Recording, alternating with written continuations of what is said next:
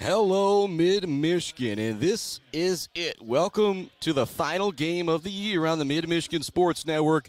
Game 102, and it's for a state title.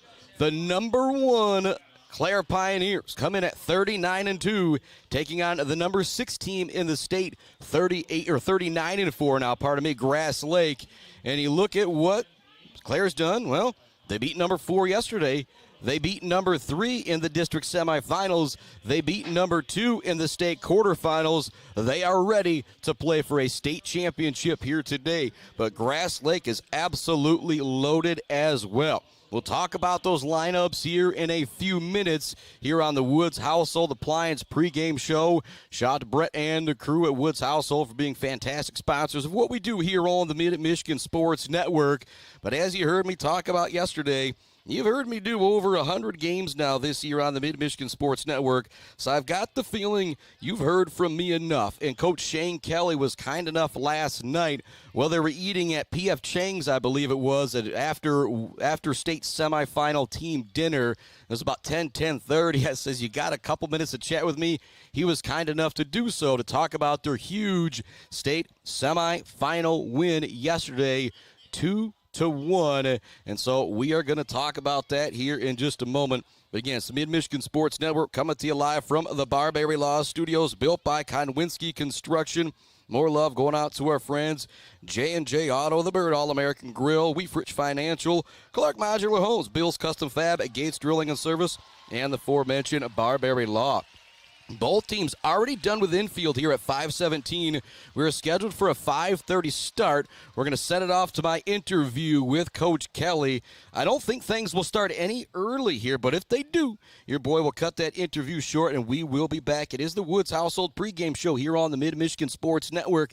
Here's my conversation from last night with Coach Shane Kelly as the team dinner was happening at P.F. Chang's. We got a commercial break, Coach Kelly in my interview, then a commercial break, and we'll be back to go through the lineups. First pitch, state championship softball.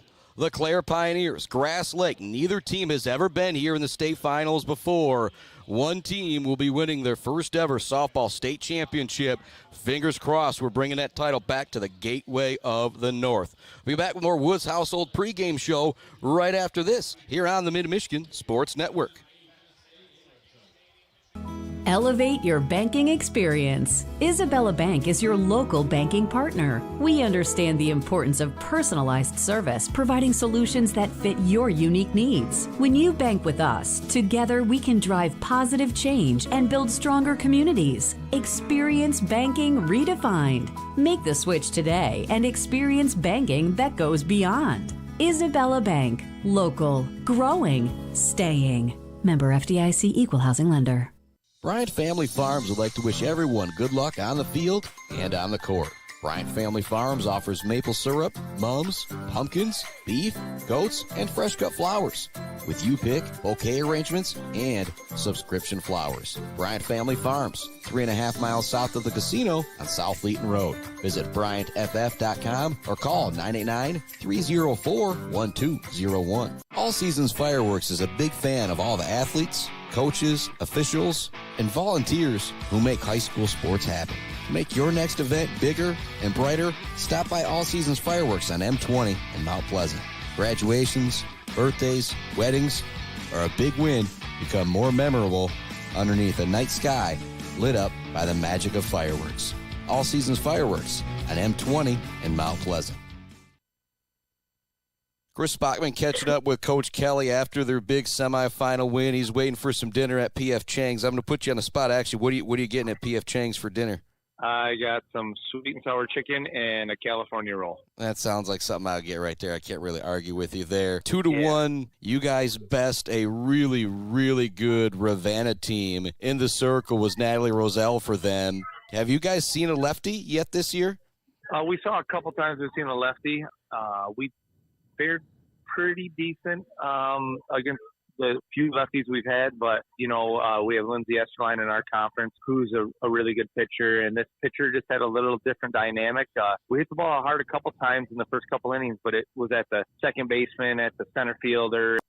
Just really couldn't get that hit. And then we sort of timed her up a little bit later on in the game. Was able to play a little bit of small ball, and it was a little risky advancing a runner with a bunt to have 2 outs. But I knew my leadoff batter, Alyssa Brandon, was coming up, and she did exactly what we talked about, taking that swing to right center and getting that hit. Hey, that was exactly going to be my next thing was, you go all the way to the 5th inning, and it's just such a close game. You guys are down 1-0 going into the 5th. And then, back-to-back sacrifice bunts from Buzelli and Allen. Credit to them, both did a great job getting them down to move Kylie Wyman over to third base. But, yeah, I said it on the broadcast, a risky move, but you got a girl like Brandon, you trust her to go get that hit, and she proved you right. Oh, yeah. So when Alyssa went up there, I talked to her just before that. I said, hey, you're going to take this pitch. You're going to take it to right center. I mean, we've been in that situation a few times this year, and Alyssa's come through just like she did tonight. I mean, it was awesome. And truthfully, for us, Kylie's first at bat, she rips that ball to second base. That girl makes an unbelievable play at second base. And then the next time, I knew when she swung that first time, there was no way they would think she was going to bunt. She laid it down. She's the fast girl we have. She gets there. And then we laid the bunt down after that, and there was no one cover in third, but Kylie stuck to second. We could have had her to third, but all things worked out well. So, I mean, it was awesome. I mean, the support from the fans, just the cheering, the loudness, it was pretty much the way it's been all year. Chris, you've done a few of our games, like the rain and the sort of overcast and cold. Like, that's where our softball season's been all year. So it's pretty funny that it happened again tonight. Yep, and going back to before that, you guys scored your first run. It was in the 4th inning. Strike zone always gets a little bit tighter as things going on. I'm not knocking any umpires or anything. It was a very well-umped game, but they had bases loaded. They got to run across. There was still it was the same situation essentially you guys had with Gladstone. Bases loaded, 1 out, and then they were up by a run. You get to pop out to first base and the strikeout. Talk about how big that was. Yeah, it was huge. That first base was open. Their lefty comes up, who's an absolute unbelievable hitter. She's super strong, super fast hands. Talking with a couple coaches, friends of mine, just getting scouting reports, said if there's an open base, don't really mess with her. And I felt really good with Kylie's stuff pitching against her, and then she fouled that first one to dead back and just missed it. And I was like, go to first. And then, that a batter or two later, Kylie throws absolute unbelievable pitches that just are called balls for some reason. I go out and talk to Kylie. She's a little frustrated with the strike zone and where they're at. And they get that hit up the middle. But we hold them to 1, like you said. And, 1 run, anything can happen in a 1-run game. And the girls never gave up. They never wavered. We've been in some tight games. We played some tough competition, and it was awesome. I mean, the road to success isn't always easy. And playing the 2, 3, and 4 team, we're pretty much battle-tested. And we're super excited that we get an opportunity tomorrow to see what happens. Now going to the 6th inning, I actually said that, it's getting to the point of game where I usually say a team is down to this many outs, but it just doesn't seem like it's that type of game. And then Breeze Yarger, credit to her, she puts it in play, really hard hit ball. Tough play at second base. It was ruled an error there. I actually ruled it an error too, but then Morgan Campo comes up with the hit of the game. She just absolutely laces one to left field. What's going through your mind when Breeze is rounding third base and you're waving her home? Making sure Morgan stayed at second so she didn't get out. I didn't want her coming to third. I was stopping her. She absolutely, when she went up there, I said, Morgan, you're sitting dead right on this first pitch. I want you getting it off. Because if you remember her first at bat, she smoked that one to center field, just missed it, and the girl caught it. And we made a change in Morgan's stance about 4 days ago, and she just got all the confidence in the world. She's up there. She's timing it well. She's hitting the ball hard, and I truly thought when she hit that ball, it was gone. The good thing was I told Breezy with 2 outs, I said, you're flying. There was no hesitation from Breezy. Breezy was at third before it seemed like that ball even hit the wall. I mean, she was flying on the bases. Morgan was standing at second. It was a great feeling. And the good thing was, truthfully, not that you ever feel too confident, but I knew where we were at in their lineup. I knew how Kylie was pitching. I knew what they had done on a certain couple pitches that we had thrown to these girls and what they were kept missing. And we were pretty successful with it. Kylie still got to hit her spots in that situation. It's not easy with their crowd being rowdy, our crowd being rowdy, and it was a lot of fun. When Pam catches that ball down the third baseline, right in, like literally almost in the dugout, in foul territory for the final out, you were out of the dugout pretty fast. You were pretty darn excited, man. What was going through your mind there? what's going through my mind is that kid has worked so hard. She has worked so hard to get that spot. She's earned it. She's going to be there for 2 more years after this. She's busted her butt, taking reps, doing the right things. When we worked on that play, if you remember the play, the girl's on second. She gets that ball. She checks her, fires over to first. We struggled at that play in years past. Pam has done that 3 or 4 times this year. I mean, she's playing like a freaking senior right now, and she's a sophomore. And she's nasty at the plate, quick hands, super fast. She gets to third before you know it. And I'm just super proud for Pam because she had 5 or 6 huge plays for us in this game and never wavered. If you bunt, she's there in 2 strides and making a fire rocket throw over to first base. She's just doing a great job. And I thought Savannah was going to catch the pop-up behind home plate. And I'm like, oh, man, when you miss those things, and it was really close to hitting the fence or the cage as it is, but it always seems like those come back to bite you. And then the one came over and Pam got into that fence and caught that ball. It was so exciting. And now, last thing, Kylie Wyman. Again, 11 strikeouts in the circle, just absolutely dominant. Do you know her exact numbers through the playoffs? That if I put you on the spot here, you know what I know? I know she's 22-0 and has an ERA of under 1. And we're gonna see what happens tomorrow. I do know that without having to look it up. You just let me know before first pitch tomorrow, so I can get those numbers over the air when we're broadcasting the game, man. But Coach Kelly, get to eating your P.F. Changs, and thank you so much for taking a couple more minutes to chat with me, so we can put this in the pregame, man. Absolutely, buddy. For over 4 decades, ENS Graphics has delivered confidence, trust, and peace of mind by providing their customers with expert service and using state-of-the-art technology. We all know in sports, what's on the inside counts the most. But when it comes to your business, school, organization, what's on the outside does matter. If your business needs anything printed, ENS Graphics can do it. If you want your club, team, organization to look good, ENS can help with that. They take your vision and make it their mission. ENS Graphics, a proud supporter of the Mid-Michigan community and their local athletes. Visit ENS Graphics at their location down in Ithaca or visit their website at esgraphics.com. ENS Graphics, printing all things physical.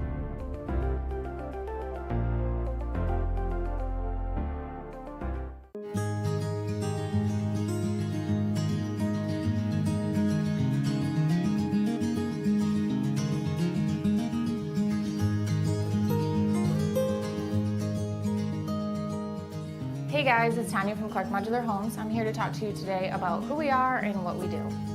Clark's opened in 1983 and has been centrally located right here in Mount Pleasant, Michigan. We have one of the largest display centers with around 12 to 15 homes on display all year round. We have a fully experienced staff. We also have an in-house project manager who can pull our permits and coordinate our job from start to finish. We are proud to have an A+ rating with the Better Business Bureau. We are our own contractor, making it a one-stop shop for you for your home building needs. As the owner would say, we can do it all.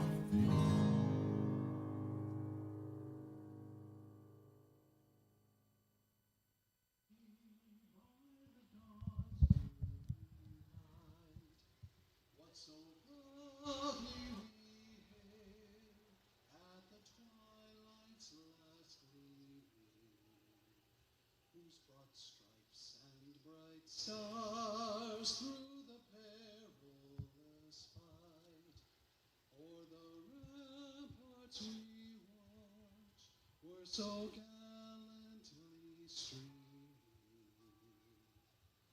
and the rocket's red glare, the bombs bursting in air, gave proof through the night that our flag was still there. Oh, say does that star-spangled banner yet wave o'er the land of the free and the home of the brave? A great rendition of the national anthem here at Sequia Stadium at Michigan State University. And we are now set for state title softball. Clare won the toss. They will be the home team, so they will start in the field. In the circle, it's Kylie Wyman. This postseason, the junior is 5-0, 32.2 innings pitched. She has faced 120 batters. She struck out half of them. I'll say that again. Kylie Wyman has faced 120 batters this postseason. She has struck out 60 of them. She's only allowed 13 hits. She has a .429 ERA in the playoffs. Unbelievable what Wyman has done so far on this run for Clare. That just has one more game left. So that's who's in the circle. Behind the plate, Savannah Buzelli. At first base, Morgan Campbell. At second base, Alyssa Brandon. At third, Pam Allen. At short, Tessa Kelly. Out in left field, it'll be Maddie Jones. In center, Addie McMillan. In right field, it will be Olivia Forsberg. We are set for state championship softball. Kind of run through the batting order now for this unbelievable Clare lineup. Alyssa Brandon leads things off again. She's playing second base on the year. She's a .473 hitter, 24 extra base hits, 3 home runs, 47 RBI. Addie McMillan hits in the number 2 spot. She's a .447 hitter, 16 extra base hits, 2 home runs, 38 RBI, and she leads the team 25-25 of stolen bases. Tessa Kelly will be hitting in the 3 spot.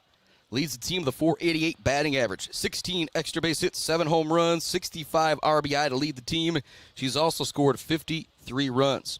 Hitting in the 4 spot, Maddie Jones will be playing in left field. You could also see her in the circle as well.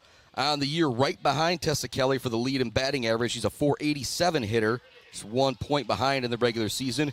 51 RBI, 22 doubles, 7 home runs on the year. Hitting behind her in the 5 spot, it's Breeze Yarger. She actually scored the go-ahead run yesterday. Yarger on the season.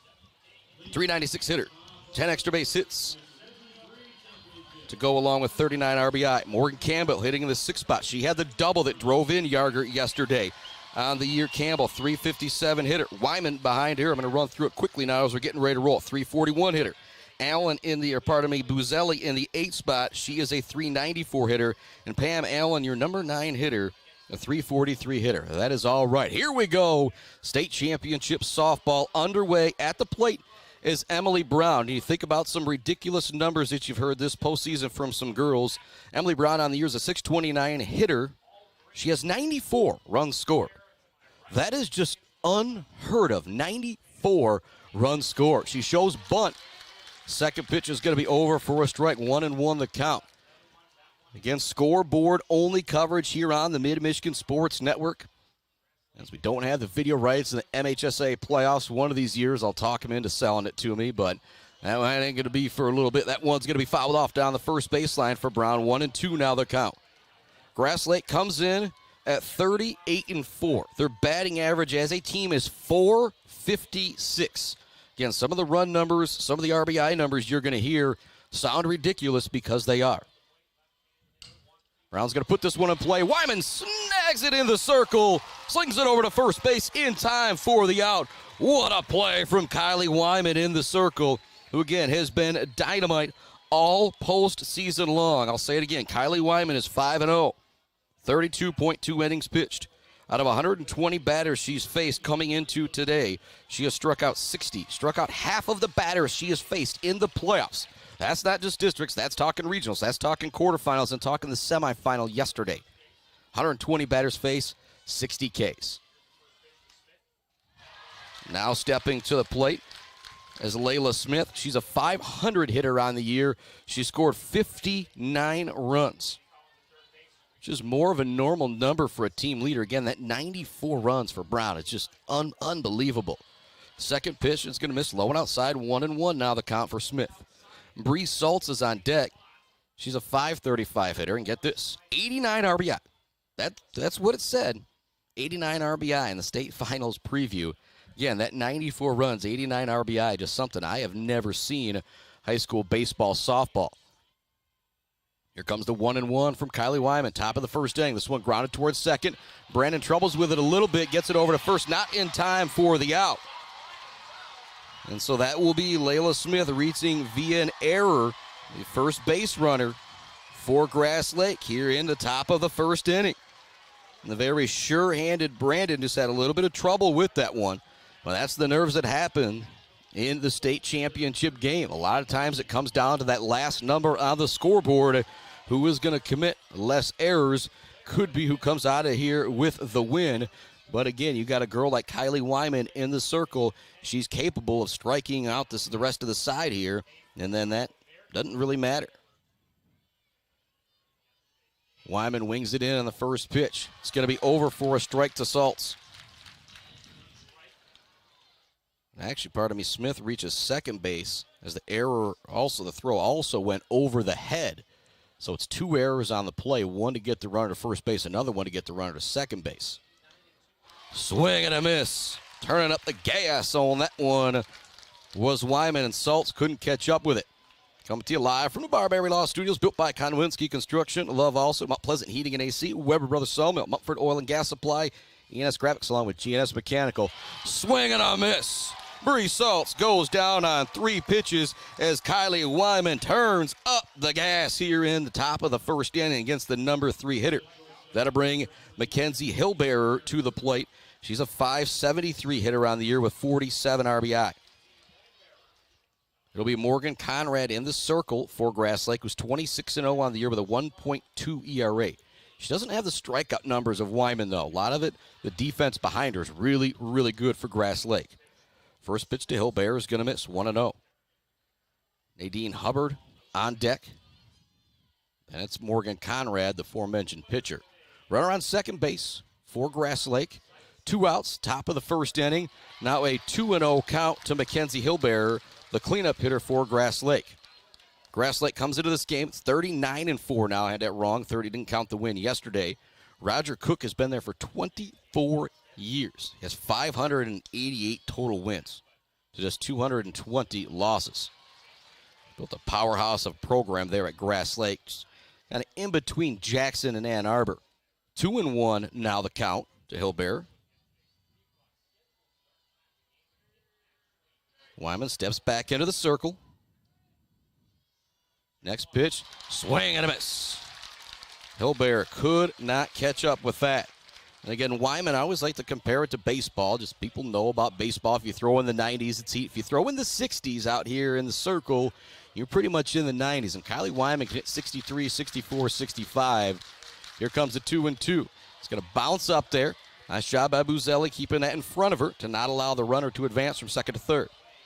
Game started with a ground out. Back to the pitcher with Emily Brown. Layla Smith reached second base via a couple errors. Then Salts struck out. 2 down here in the top of the first inning. Full count now with Hillbearer at the plate. Just going to pop this one foul out of play. We'll do the payoff pitch again. Nice job battling here at the plate by Hillbearer. Pitch number 7 of the at-bat upcoming here. The 102nd game of our first year here on the Mid-Michigan Sports Network. To everybody out there that's helped make it possible, like the Fish Companies, Kenneth Egger, DDS, WW Construction, and Bogwai Bang and Bradley. Thank you so much. Strike 3, Hillbearer, swing and a miss. So the error does not end up costing anything. 1 left on, no hits, 2 errors, no runs for Grass Lake in the top of the first inning. Now headed to the bottom of the first inning. Alyssa Brandon, Addie McMillan, Tessa Kelly, Do Up, brought to you by our friends Bryce Updegraff, Joe Wentworth, Pradium Realty, Robbins Dressman and Associates, JJ Painting, and Martinez Lawn Care, Central Michigan Sand and Gravel, Block Electric, The Diner, All Seasons Fireworks, Bryant Family Farms, Pier Plumbing, Isabella Bank, Hanging by a Thread, and our friends at Brad Melly, Well Drilling and Construction, and Mount Pleasant Automotive. As we wait for Grass Lake to take the field here for the first time, give me another minute to thank some more of our incredible sponsors. Again, this is the 102nd game of the year. If you count what I did with Coach Kelly last night, that'd be, 78, 79 podcasts. Just unbelievable what I was able to do this year, and that's because I was able to have the time because of the support. Again, like the folks, Gross Farms, Brad Gross Electric, Schaefer's Bait and Sporting Goods, Rick's Food Center, Doozy's Ice Cream Place, Boomer's Lawn Care, Mid-Michigan Industries, Barry Funeral Home, Isabella Community Sportsplex, Bogwai, Banga, and Bradley, and your official Clare Pioneer Gear headquarters, almost up north, and stitches for britches. As I look over here down the first baseline, I see Rob Wise decked out. I see a whole bunch of people out there in the green and the white, or maybe the green and the gray. I'm sure they got hooked up by Steph and the crew at almost up north and stitches for britches. If you're looking for your Clare Pioneer Gear headquarters, that is where you go. Alyssa Brandon ready to lead things off. In the circle for Grass Lake, it's Morgan Conrad. Conrad on the year, very similar to Kylie Wyman. Wyman's 22-0, as your Coach Kelly say. Conrad, 26-0.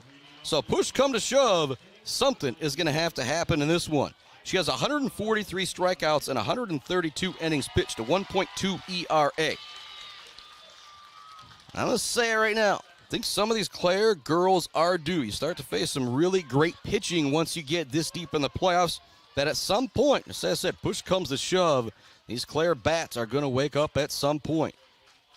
20th all-time batting average in MHSA history. Right in front of them actually is this Grass Lake team. 1-0, first pitch to Alyssa Brandon.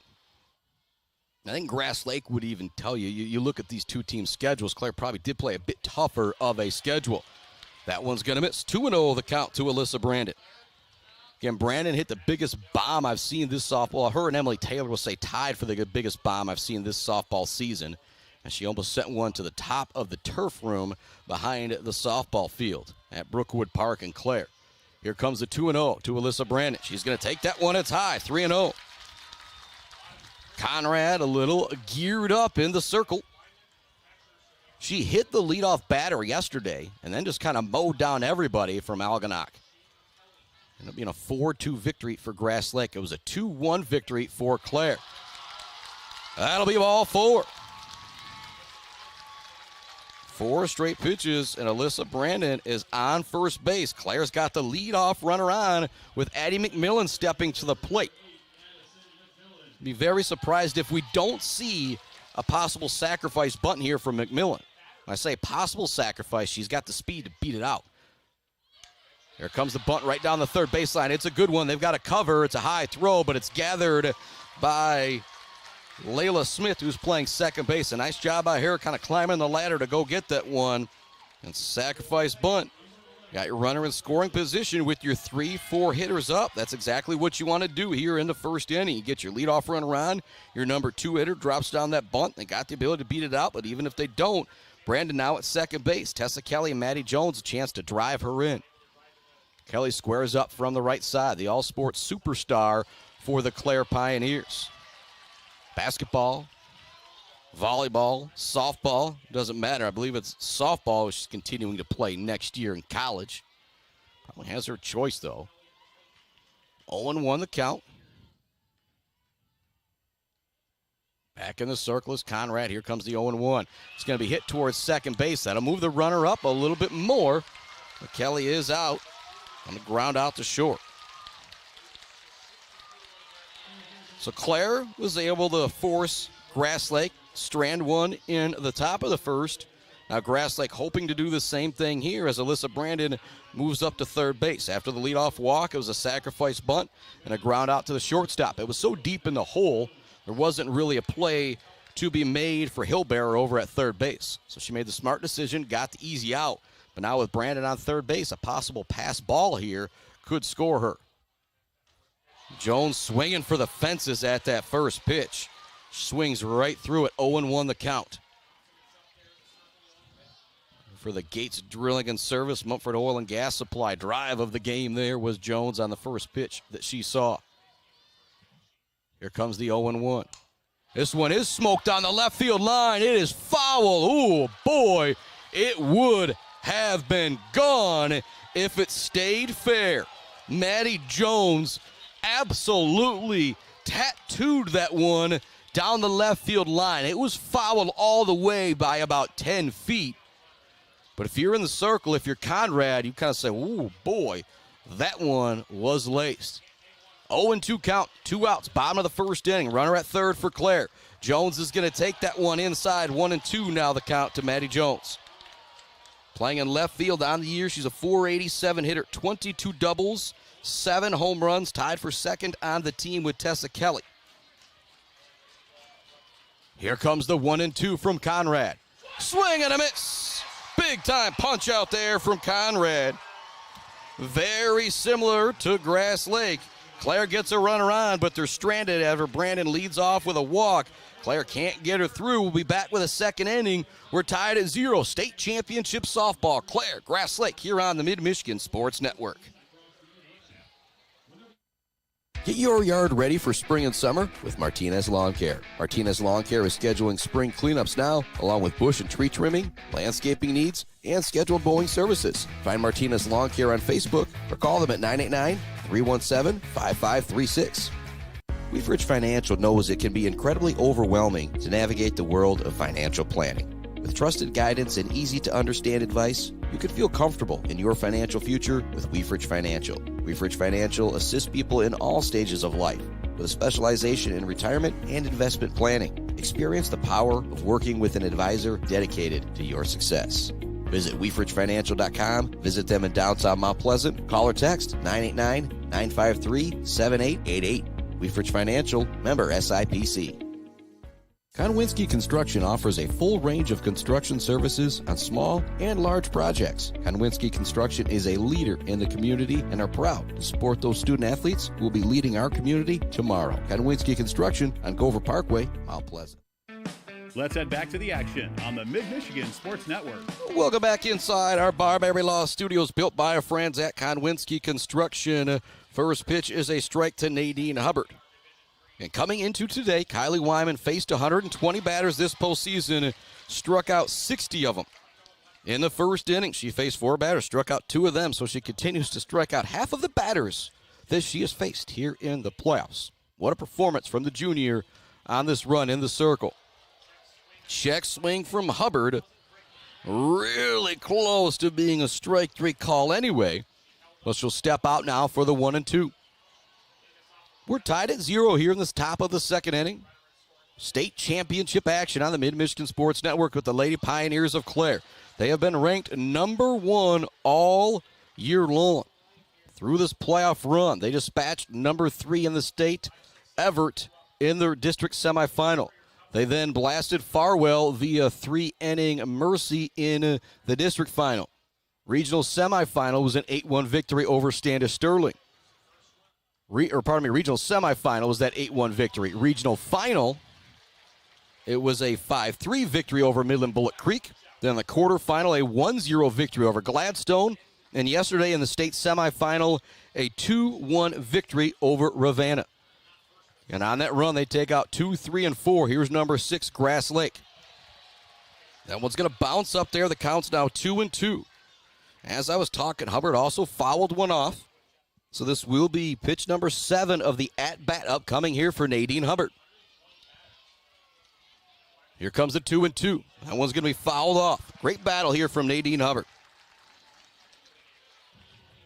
Wyman walks slowly back to the circle. Walks back towards second base. Back of the circle. Now back in the middle towards the rubber as she gets ready to go.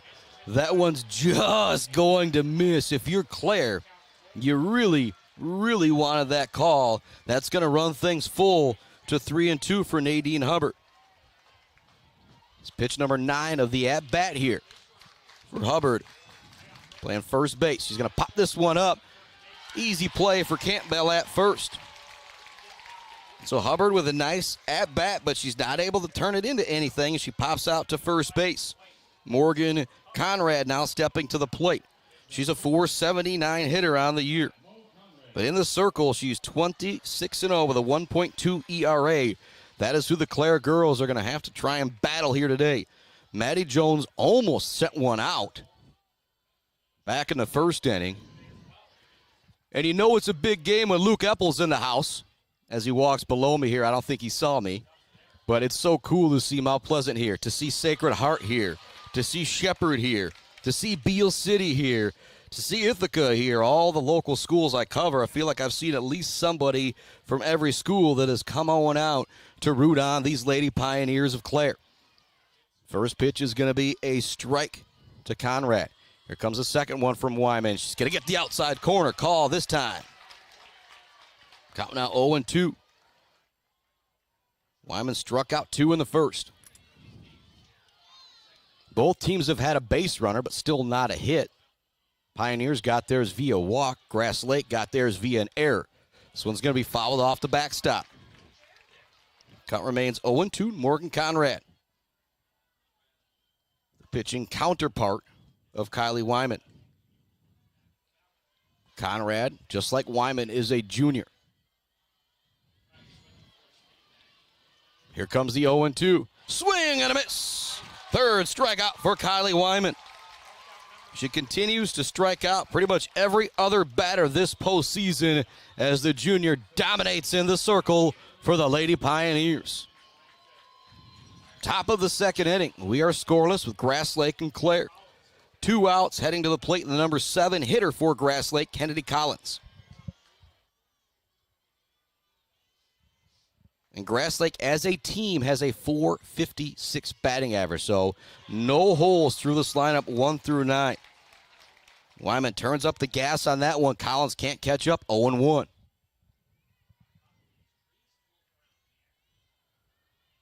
Wyman checks the wrist, got the sign from the dugout. Here comes the next pitch. Holding out the bat for a bunt was Kennedy Collins. They're going to say she pulled it back on time. Still close to a strike, but it'll be ball 1. Ended up getting by Buzelli. Not a big deal as there's nobody on base. It's one of the reasons, though, why if you're at the plate, just might hold that bat out over, even if you're not going to be an aggressive swinger, just to make it more difficult for the catcher to catch it, in particular with runners on base. This one's going to be popped up. Buzelli looks to make the play. It's going to go off to netting. Collins now behind in the count, 1-2 at the plate. Wyman has already struck out 3 through 1 2/3. Clare 0, Grass Lake 0 here on the Mid-Michigan Sports Network. State Championship Softball brought to you in part by Barberry Law, Gates Drilling and Service, the Bills Custom Fab, the Bird All-American Grill, Clark Modular Homes, Weefrich Financial, sponsor of our Zaid Batchelder Baller of the Game, along with Woods Household. This one's going to be popped foul out of play. Sent over the Clare fans who are down the first baseline here today. We're down the third baseline yesterday, and it is absolutely packed down that Clare sideline. There is nowhere to sit. If there's an empty seat, it's because somebody is standing. That one's going to bounce up there for Wyman. Count now 2-2. Reese Lape on deck. Adeline Henson, behind her, the left fielder and the right fielder. Then you're back to the top of the order. Here comes the 2-2. Fouled back. Collins staying alive at the plate.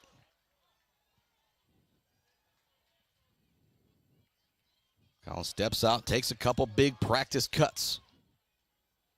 Coach Kelly from Clare, his 4th year in his career. Pretty darn good record, 124-31 for the Clare Pioneers softball coach. Check swing, it's going to miss high. Collins almost chased it. That'll run the count full for the second time here in the second inning for Kylie Wyman. Collins steps out, steps back in. Little flip of the bat.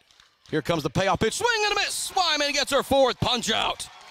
She has struck out 4 through 2, and she continues her dominant playoff performance. Due up for the Pioneers, brought to you by J&J Auto, Mount Pleasant Heating and AC, Conwinski Construction, Woods Household, and almost up north, it's Breeze Yarger, it's Morgan Campbell, and Kylie Wyman back with more championship softball right after this on the Mid-Michigan Sports Network. When your team or business needs to look good, don't get left hanging. Call or stop by Hanging by a Thread in Wademan, the official embroiders for the Mid-Michigan Sports Network. Hanging by a Thread, a proud supporter of local schools. J&J Auto in Wademan is Mid-Michigan's elite automotive repair shop. J&J Auto offers complete collision repair and mechanical repair. Stop by on Wademan Road or call them today at 989-644-8908. J&J Auto, proud supporters of high school student athletes. Value is not just a price. When you buy something for your home, it's an investment. Knowing that you're getting a great deal and service after the sale is priceless. At Woods Household, we only carry quality products for your home at competitive prices. Furniture that is attractive and durable. Comfortable mattresses that last for years. Flooring that stands up to wear and tear. These are all products that last by trusted name brands like FlexSteel, Serta, Whirlpool, and many more. So shop the Woods way. Let's head back to the action on the Mid-Michigan Sports Network. Welcome back to our Barberry Law Studios, built by Konwinski Construction. Big shout out to Brett and the crew at Woods Household, being big sponsors of what we do here on the Mid-Michigan Sports Network. And if you're injured, you need a lawyer, don't call some number and talk to somebody you don't know. Call my main man, Joe Barberry. You won't have to leave Mount Pleasant. Be able to give even better service than you would get anywhere else. Bottom of the second inning. Yarger at the plate for Clare. She's going to check her swing on the first pitch. It's going to go high and miss. Morgan Campbell on deck. It was these two who combined for the go-ahead run in the bottom of the sixth inning for Clare yesterday. Yarger got on via an error with 2 outs. And then it was a blast from Campbell down the left field line up against the wall that allowed Yarger to score from first base. In talking with Coach Kelly, he had told her, there's 2 outs. If there is contact, you are going as fast as you can. And Yarger, great athlete, was able to zip all the way around to come in and score for Clare. 0-0, here it is in the bottom of the second. This one's roped out to left field for a base hit for Breeze Yarger. She thought about digging for 2, but she'll hold up. And for the second inning in a row to start off the game, Clare has the leadoff hitter on.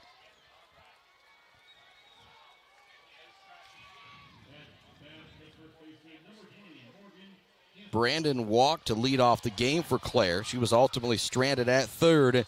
Now here comes Yarger to the plate. Campbell stepping in, plays first base, batting in the number 6 spot. Again, I would not be surprised for her to drop down a bunt with Wyman coming up next to try and drive in that run. She's going to take a first pitch strike. Talking with Coach Kelly yesterday, Campbell kind of changed up her swing a little bit recently, and she's been more confident than ever at the plate. So she doesn't so bunt there. Here comes the 0-1 of Campbell. She's going to smoke this one, but she just misses it as it goes off the screen.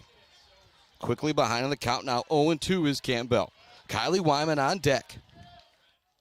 Campbell on the year, 357 hitter, 24 RBI, and 5 extra base hits. You can make it 6-25 with what happened yesterday. And again, some of these just are regular season stats for these Lady Pioneers. Swing and a miss, a big punch out there. The second of the game for Conrad. Kylie Wyman now stepping to the plate. She walked and scored the first run of the game for Clare to tie things up yesterday. For Clare went up in the bottom of the 6th inning to ultimately win 2-1 over Ravenna. Next pitch, this one's going to be fouled. Back over us, out of play. Actually, is going to drop down the first baseline. Kind of shock a couple people down there, but doesn't hit anybody. 0-1 the count. Back in the circle is Conrad. Digging back in at the plate is Wyman. She shows bunt, gets it down, covering from second base, but Wyman beats it out. It was a bunt single from Wyman that got her on yesterday when she came around and scored. And pardon me if I said she reached via walk moments ago, but she looks for the sacrifice to move Yarger up, but it's such a good bunt. She reaches first base. Now we have runners at first and second for Clare with Savannah Buzelli coming to the plate. Buzelli on the year, a .394 hitter. She has 9 extra base hits, 2 home runs, and 18 RBI. And her runs numbers, I don't give them to you because when she gets on, her younger sister, the track star, Sophia Buzelli, comes in and runs for her. And I saw her parents before the game, and just such a cool thing to be able to have the pair of sisters. One, well, runs track, but she knows a whole lot about softball, so she's able to come in and run for her sister, which allows her to get a breather to be ready to come back out and play catcher. And if you don't think about the toll it takes playing catcher, well, just crouch down for about 5 minutes and tell me how you're doing after that. These girls do it all day long. Buzelli to the plate. 1 out, bottom of the 2nd inning. Runners at first and second for Clare. She's going to take the first pitch on the inside corner for a strike. Pam Allen is on deck, and then it's back to the top of the order with Alyssa Brandon. 1 out. Here in the bottom of the second inning for Clare, threatening with runners on first and second. Buzelli at the plate. Buzelli shows bunt. It's going to go foul down the third baseline. They'll take the bunt out of play for Buzelli. Trots back to home. Trotting back to first and second. Wyman along with Yarger. 0-2 now the count. Here comes the pitch from Conrad. Swing and a miss. Big time punch out there for Conrad as she gets Buzelli to go down on strikes. That's the third punch out for Conrad here. That'll bring Pam Allen to the plate with runners at first and second and 2 outs. Big moment here early in this game. Pam Allen, the sophomore, made the catch right up against the dugout of Clare yesterday in foul territory to end that state semifinal game. Now up here, a big moment early in this one. Runners at first and second for Clare. Bottom of the second, 2 outs. It's going to be ball 1.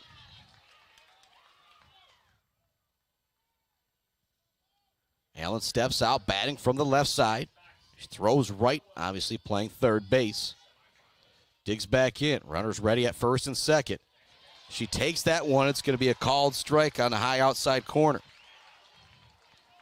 1-1 now the count.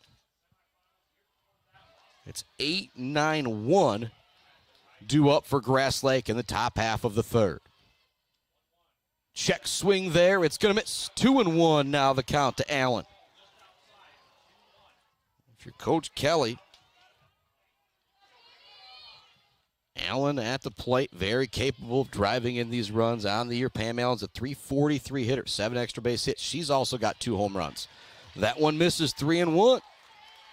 If you're Conrad, the last thing you want to do is walk Allen and then have to deal with Alyssa Brandon with the bases loaded. Here comes the 3-1. It's going to miss. That'll be ball 4. The bases are loaded with 2 outs. Heading to the plate is the leadoff hitter for Clare and Alyssa Brandon. So a single from Yarger, a bunt single from Wyman, and now a walk from Allen with some strikeouts in between. Have the bases loaded for Clare. 2 outs, bottom of the second inning. At the plate, Alyssa Brandon. On the year, Brandon, a .473 hitter, 24 extra base hits,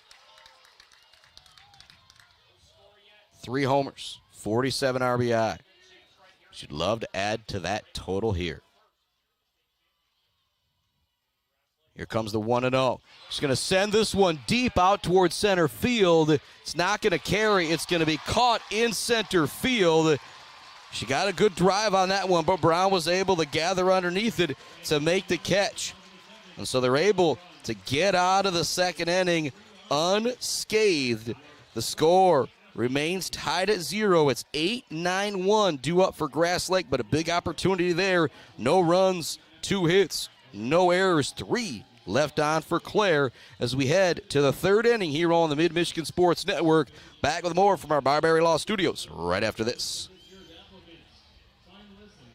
Weber Brothers Sawmill has been in the sawmill and logging business since 1950. Weber Brothers Sawmill buys standing timber and logs all over central and northern Michigan with National Hardwood Lumber Association certification. You can be assured of a professional job, from the marking and cruising of your woods through the harvest. Weber Brothers Sawmill is a proud supporter of our local high school student athletes. Central Michigan Sand and Gravel, just like our student athletes, they bring it. If you need sand or gravel, they bring it to you with fast service and a great price. For all of your sand and gravel needs, call Central Michigan Sand and Gravel today at 989-382-7089. Central Michigan Sand and Gravel, a proud supporter of our student athletes competing for their schools. Mount Pleasant Heating and Air Conditioning has been family-owned and serving mid-Michigan since 1962. They're dedicated to providing the best possible solution for your home or business. Mount Pleasant Heating and Air Conditioning is locally owned and supports our local community. For all of your heating and air conditioning needs, call Mount Pleasant Heating and Air Conditioning at 989-772-2881. Let's head back to the action on the Mid-Michigan Sports Network. Welcome back inside our Barbary Law Studios, built by Konwinski Construction. Start of the third inning here. We are scoreless in our state title game with Clare and Grass Lake. Kylie Wyman has struck out 4 through 2. Starts off inning number 3 with a streak to Reese Lape. Lape shows bunt. He's going to go foul down the first baseline. We're on the count to 0-2 with nobody on base. Hear me say this often. Chance for Wyman to maybe bounce one up there. That changeup. Try and fool Reese Lape. Lape digs back in. Here comes the 0-2. Ooh, just going to miss the outside corner. If you're from Clare, you want that call. If you're from Grass Lake, you say, hey, I like it.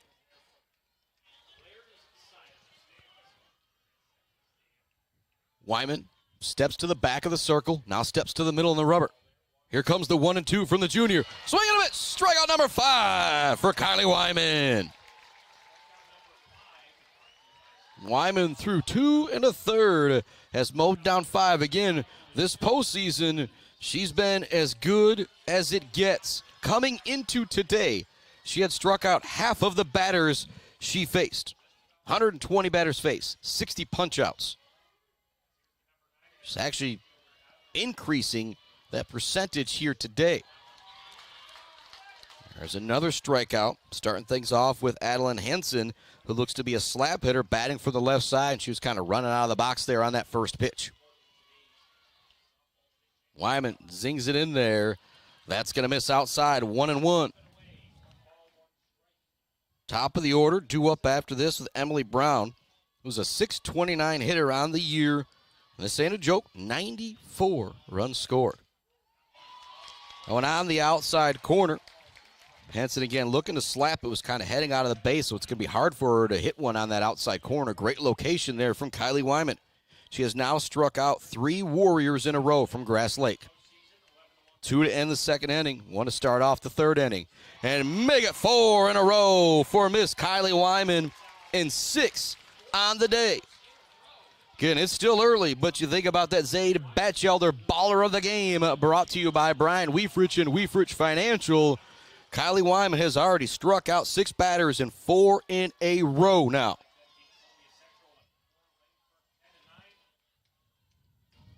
Matter of fact, after Layla Smith reached via an error, it's been strikeout, strikeout, pop out to first base, strikeout, strikeout, strikeout, strikeout. 6 of the last 7 outs have came via the punch-out for Wyman. She misses on the first pitch there to Emily Brown. And she may approach Emily Brown a little bit different here with 2 outs and first base open. The .629 hitter. She's going to take that second pitch outside 2-0. And as I say that, it's Layla Smith on deck, who's a .500 hitter. Salt's behind her, who's a .535 hitter. And Hilbear behind her, who's a .573 hitter. Here comes the 2-0 from Wyman. This one's going to be a rope to the gap. It's going to almost get to the wall. You see the speed of Brown there as she's into second with a stand-up double here with 2 outs. Big-time hit there from Emily Brown. And again, she's got 94 runs scored on the year, so when she gets on base, she usually comes around to score. Layla Smith now stepping up to the plate. .500 hitter on the year. Grass Lake out there. White jerseys with the pinstripes. Clare girls out there in the all black with the green lettering. They've been rocking all black in the playoffs, but it's going to get warm out there here today at Sekia Field.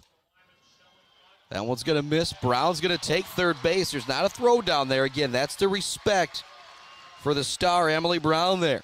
Now a runner at third base. 1-0 is the count to Layla Smith. She reached via an error her first time at the plate and was stranded back in the first inning. Clare was threatening in the bottom half of the second. Now Grass Lake threatening here in the top half of the third with a runner at third base and 2 outs. Here comes the 1-0. That's going to miss outside to Layla Smith. Salt's on deck, struck out her first time up. But again, she has 89 RBI on the year. That's the most I've ever seen. Comes to baseball over softball. Same goes for the 94 runs from Emily Brown.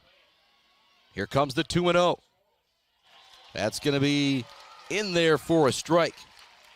Looks like it could have been a little bit low, but Wyman gets the call there. Count now 2-1.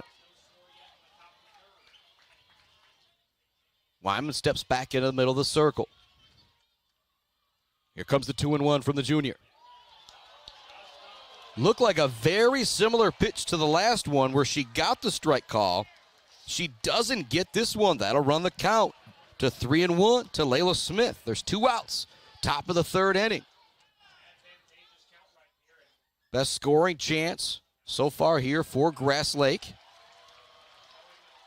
3-1 the count. Number 2 hitter Smith steps off. Brown at third base after she doubled and then stole third. Swing and a miss. That'll run the count full to 3-2. A big-time pitch there from Kylie Wyman. Big moment in this ball game. One of the better hitters at the plate for Grass Lake. Runner at third base. There's 2 outs. Wyman winds, deals. It's going to miss for ball 4. Couple really close calls there. But if you're Clare and Coach Kelly, you want to get, but you don't. That'll have 2 runners on. Runners at the corners for Bree Saltz.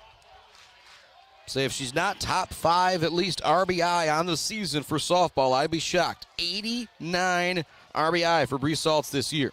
She struck out on 3 pitches her first time up. Runners at first and second for Grass Lake. Top of the 3rd inning. Wyman has struck out 6 already in the circle. She had struck out 6 of 7 batters before giving up a double and a walk. This one's going to be hit. They look to get the play at second. It's going to be an error. 1 run comes in. Brown comes in to score. Moving up to third is Layla Smith. At second is Bree Saltz. That'll be another error going on Clare. 1-0, Grass Lake with the lead. There was 2 outs, and now 3 consecutive runners have reached base for Grass Lake. Emily Brown doubled. She stole third. Layla Smith walked, and then Bree Saltz lined one, a hot shot. Clare had a little trouble fielding it. Brandon had it at second, fumbled it for a moment, then went to flip it to Kelly at second, who was covering from short. She was assuming that she was going to go to first. That brings in the first run of the game. And they have the error up there ruled for Grass Lake right now, but I think that should be a 3rd error going on Clare. We'll see if they get that fixed on the scoreboard. But the gist of everything right now, it's 1-0, Grass Lake with the lead. Runners at second and third with 2 outs here in the top of the 3rd for Grass Lake. They've already done damage with 2 outs, with a double, a walk, and then an error scoring that run. First pitch from Wyman's going to be over for a strike. Hilberer, the cleanup hitter, showing bunt on that first pitch. Pam Allen ready to charge in from third base. Same with Campbell for first. Brandon will be covering first base. Kelly will be covering third. Swing and a miss. Quickly an 0-2 count now to Hilberer, who struck out on a full count her first time up. 1-0, Grass Lake with the lead. It was a pair of punch-outs to start this inning. Then a double and a stolen base from Emily Brown, a walk, and then an error. It's allowed a run to come in. Runners at second and third. Grass Lake still threatening. Nice job by Buzelli keeping that one in front of her. They went to go inside on the pitch. Hilberer had to maybe skip out of the way just a bit. A great job by Buzelli behind the plate to keep that in front of her. Count is 1-2 to the cleanup hitter Hilberer with runners at second and third here in the top of the 3rd inning. Grass Lake leads at 1-0. This one's going to be fouled off the backstop. Hilberer just missing that one. State championship action here. Clare trails 1-0. They trailed 1-0 yesterday. Able to battle back and tie it, and then got the go-ahead run in the bottom of the 6th.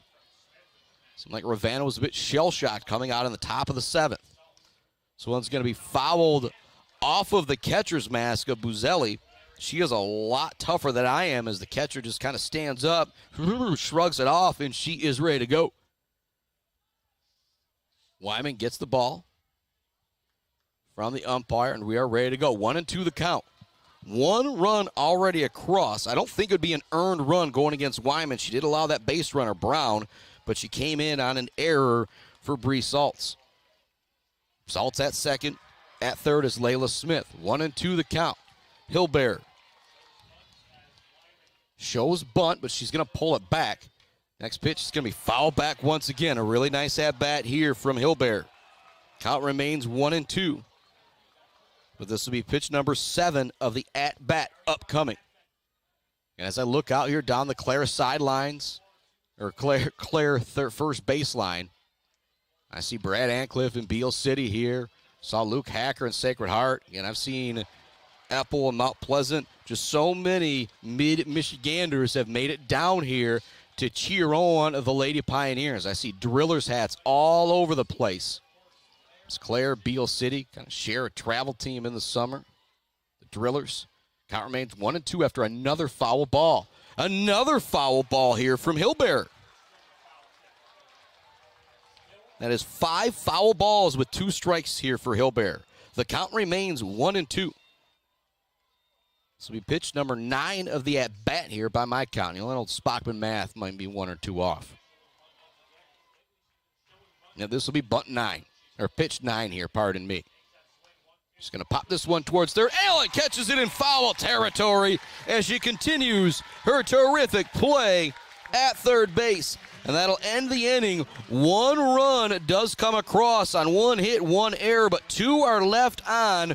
We're headed to the bottom of the 3rd inning. Due up for Clare. It's 2, 3, 4. McMillan, Kelly, Jones. That brought to you by our friends at Weber Brothers Sawmill, Cottonwinsky Construction, Mount Pleasant Heating and AC, along with J&J Auto. Going to take another quick break here on the Mid-Michigan Sports Network.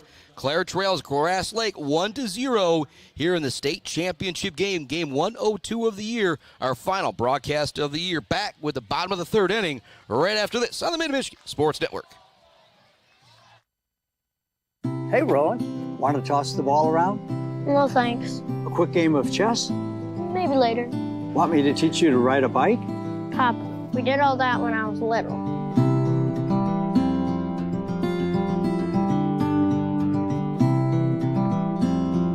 I guess you're right. Marbury Law's kept me so busy, time has just flown by. There is one thing, though. You got any cookies?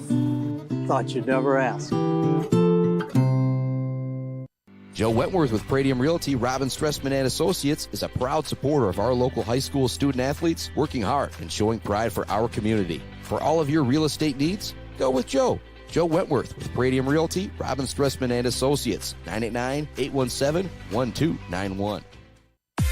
Block Electric Company is a proud supporter of local schools and high school student athletes, learning skills in and out of the classroom to lead our communities tomorrow. Good luck to all student athletes from Block Electric, and go Aggies! Let's head back to the action on the Mid-Michigan Sports Network. Welcome back to it here on the Mid-Michigan Sports Network. 1-0 now our score as we head to the bottom of the 3rd inning. Addie McMillan leading things off for the Pioneers. Technically has not had a plate appearance today. She had a sacrifice bunt her first time up. First pitch is going to be high from Conrad, 1-0. First time we've seen Conrad in the circle today with a lead. Just a 1-run lead. I don't think it's really going to change the way she approaches things. But you just sometimes see girls come out of there with a different attitude after they get a run or 2 of support. 1-1 now the count. McMillan doesn't even step out of the box here after the 1-1. Just squares right back up. Waits for the pitch. She's going to pop this one up. It's going to get out of play right here in front of the press box at Sekia Stadium. It'll run a count to 1-2. Addie McMillan on the season. 447 hitter. 16 extra base hits, 2 home runs, 38 RBI, and she leads the team 25 of 25 stolen bases. That one's going to be a called 3rd strike. 4th punch out now for Conrad. Tessa Kelly now stepping up to the plate. She grounded out to short her first time up. It's a nice play at shortstop from Mackenzie Hilbert. Good love going out to our friends, Barberry Law, Gates Drilling and Service, Bill's Custom Fab, The Bird All-American Grill, Clark Modular Homes, Weefrich Financial, and Woods Household Appliance. When you think about doing business in the Mid-Michigan area, think about supporting those businesses who are supporting me and thus supporting these kids out here playing their hearts out for our local schools and local communities. Kelly swings at the first pitch. She swings through it 0-1. This one's going to miss high and inside. 1-1 now the count to Tessa Kelly. On deck is Maddie Jones. She struck out her first time up. Sent what would have been a home run down the left field line, but it was just about 10 feet foul. That one's going to bounce up there. 2-1 now, the count to Tessa Kelly. Kelly leads the team in batting average, did in the regular season at least. I look at the stats, 488, 16 extra base hits, 7 home runs. Here comes the 2-1. Kelly's going to pop this one off right to the backstop. 2-2 now the count. The all-sports star, Tessa Kelly. Was down the third baseline to her pops for the sign. Steps back in with the 2-2. She's going to send this one towards short. It's going to be caught. Nice play by Hilbear. She kind of had to charge it a little bit, but she's able to make the catch from her shortstop position. So a strikeout and a line out to shortstop to open up the third inning here. 2, 3, 4 for Clare. Here comes 4 and Maddie Jones. This would be a big inning for Grass Lake to get a 1-2-3 inning after you get the run to take the lead, and then you got to deal with the heart of the order. If they're able to go 1-2-3 here, it's going to give a lot of momentum to Grass Lake. Probably going to be a little bit more careful with Maddie Jones at the plate if you're Conrad. Again, she just smoked that one down the left field line and just went foul. And she smokes this one again down the left field line. Will it stay fair? It's just foul, and it's actually caught in foul territory.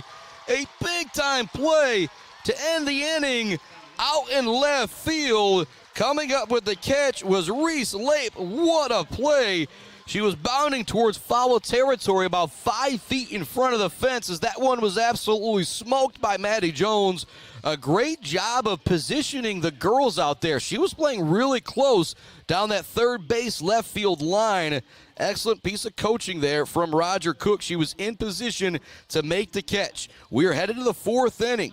Clare trails 1-0 versus Grass Lake. Due up for Grass Lake, it's Nadine Hubbard, Morgan Conrad, and Kennedy Collins, brought to you by our friends at J&J Auto, Mount Pleasant Heating and AC, Konwinski Construction, and the Weber Brothers Sawmill. Still looking for Weber Brothers Sawmill Timber of the game, Mumford Oil and Gas Supply, Gates Drilling and Service Drill of the game. And you think about that, Zaid Batchelder baller of the game. Again, what Wyman has done so far has been absolutely magnificent for Clare. There's been 3 errors out there behind her that has affected things. I don't want to say that's why the one run came across. But in the first inning, she struck out 2. In the second inning, she struck out 2. In the third inning, she struck out 2. She has struck out 6 through 3. Emily Brown, the only one to really get to her. She roped a double, was able to steal third, and then she was brought in via an error as Bree Salt's line went. Here comes another hit down the left field line. Starting this inning off with a hit is going to be Nadine Hubbard. She thinks about digging for second, but it's a great play out in left field from Maddie Jones, and it's a leadoff single for Nadine Hubbard. Grass Lake with the lead here in the top of the fourth inning, and they now have the leadoff runner on. Pitcher Morgan Conrad now stepping to the plate. She struck out her first time up.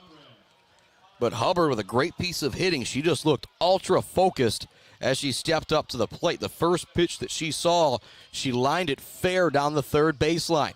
Excellent fielding out in left field from Maddie Jones to keep that just a single. 1-0. Grass Lake leads Clare. We're in the top of the fourth inning. Grass Lake is at the plate. Nobody out. Run around first base. Conrad's going to take ball 1 high. Buzelli jumping up from her catcher's position. If Hubbard was going to try and steal, she was ready to throw her out down at second base. Wyman steps back in the circle. Here comes the 1-0. They show bunt. It's going to be low. Buzelli now kind of a run down the first baseline to force Hubbard back. 1-0 our score. Top of the fourth inning. Grass Lake got the leadoff runner on. 2-0 the count to Morgan Conrad. Kennedy Collins on deck. The last 4 hitters, 6 through 9 here, they all struck out their first time up.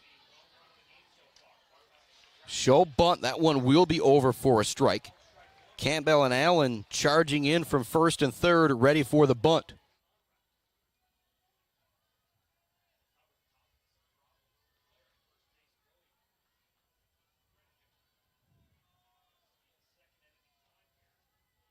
Wyman steps out, steps back in. Here comes the 2-1 from the junior. Be fielded by Pam Allen. Over to first for the out. Nice sacrifice bunt there from Morgan Conrad, moving that runner up to second base. With the way Conrad's been pitching, you're going to feel really confident if you bring in a run here in the fourth inning. Kennedy Collins now stepping up to the plate with one out, runner at second base. She struck out her first time up. So did Lake. So did Henson, who's due up for Grass Lake here in this fourth inning.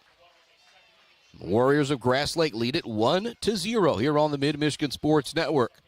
Lady Pioneer bats have been held down the last few games. You're just waiting for them to explode at any moment. Here comes the first pitch from Wyman. It's going to be popped up on the infield. Wyman calls everybody off, and she'll make the catch. So one pitch out there. There's now two down with Reese Lape stepping up to the plate. The left fielder just made a big play moments ago to end that third inning. Two down, top of the fourth inning. Clare trails Grass Lake 1-0 here in the state championship game on the Mid-Michigan Sports Network. Much love going out to JJ Painting and Martinez Lawn Care, Central Michigan Sand and Gravel, Block Electric, The Diner, All Seasons Fireworks, Bryant Family Farms, Pier Plumbing, Isabella Bank, Hanging by a Thread, along with our friends Joe Wentworth, Bryce Updegraff, Pradium Realty, Robin Stressman and Associates, Mount Pleasant Automotive, and Brad Melley, Well Drilling and Construction. 0-1 to count. That one's going to miss low. 1-1 now the count to Reese Lape. Runner at second base is Nadine Hubbard. She reached via single on the first pitch here of the fourth inning. Conrad moved her up with a sacrifice bunt, and that was a pop out to the pitcher from Kennedy Collins. Here comes the 1-1. That's going to miss high. 2-1 now the count to Reese Lape.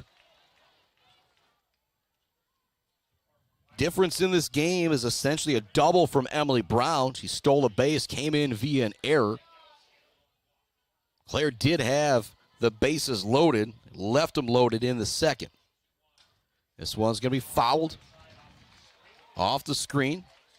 Just kind of battling there to stay alive was late. Well, I guess not stay alive, as it was a 2-1 count, pardon me. Whole lot of twos up there, as my main man Aiden Dell would say.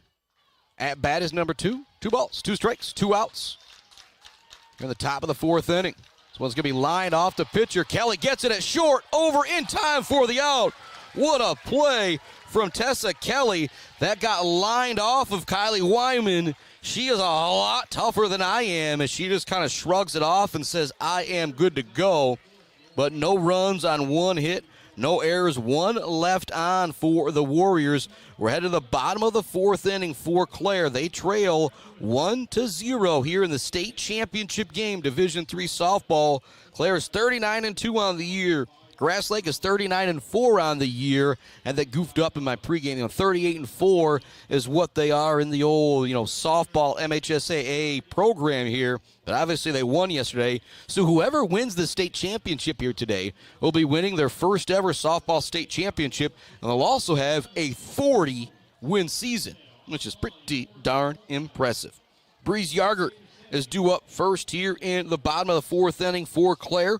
Brought to you by our friends, Isabella Community Sportsplex, Berry Funeral Home, Mid-Michigan Industries, Boomer's Lawn Care, Doozy's Ice Cream Place, that sounds pretty good tonight, Rick's Food Center, almost up north, and Stitches for Britches, your Clare Pioneer Gear headquarters, Schaefer's Bait and Sporting Goods, Gross Farms and Brad Gross Electric, Bogwai Bang and Bradley, WW Construction, the Fisher Companies, Central Concrete, Central Asphalt, and Fisher Transportation, along with our friends at Kenneth Egger, DDS. Yarger awaits a couple last pitches in the circle out there for Morgan Conrad. Conrad 26-0 on the year. Kylie Wyman 22-0 on the year. One of these young ladies is going to have to suffer their first loss of the year, and it's in the state championship game. Pretty awesome stuff right there. And both of the girls are juniors. Both going to be tough to deal with next year as seniors. Yarger swings at the first pitch. She swings around and misses. Yarger, the sophomore, at the plate.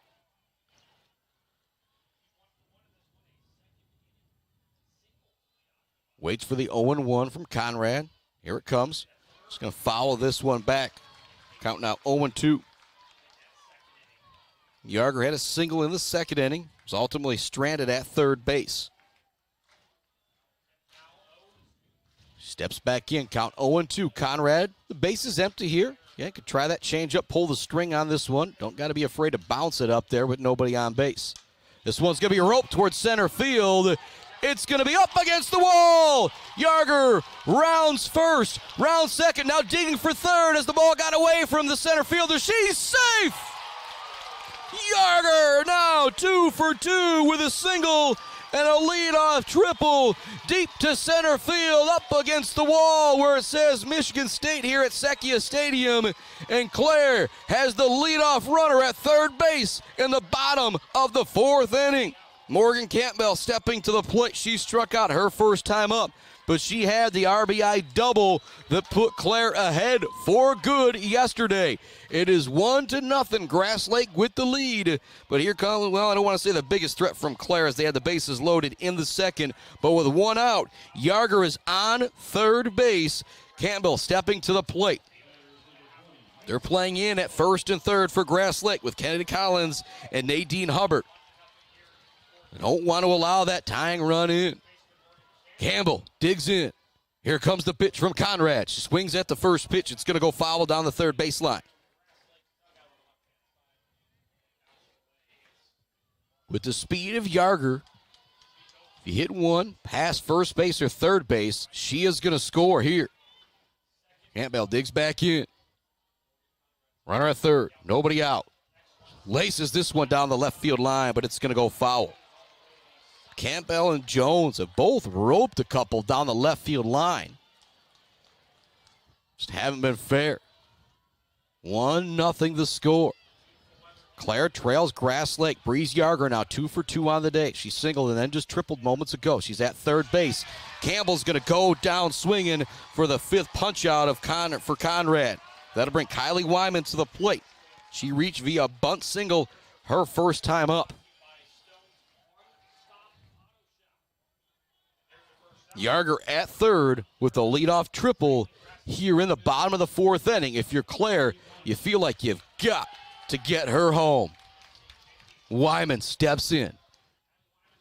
She shows bunt.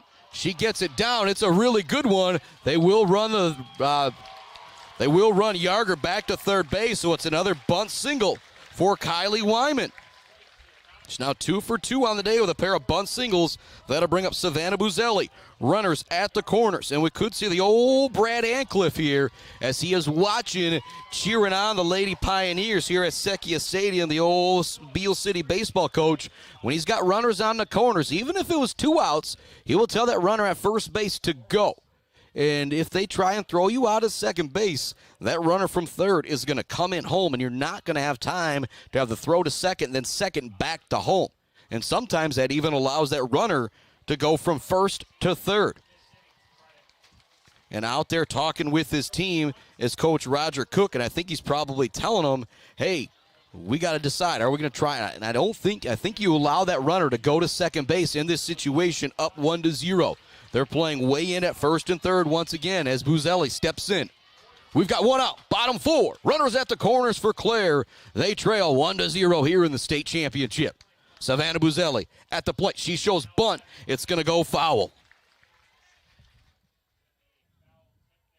And one thing you might be thinking if you're Clare, if they're so worried about getting that runner at home out to tie the game, well, maybe it's almost a free pass to first base, and then you load them up for Pam Allen. We got one out here in the bottom of the fourth. Runners at the corners for Clare.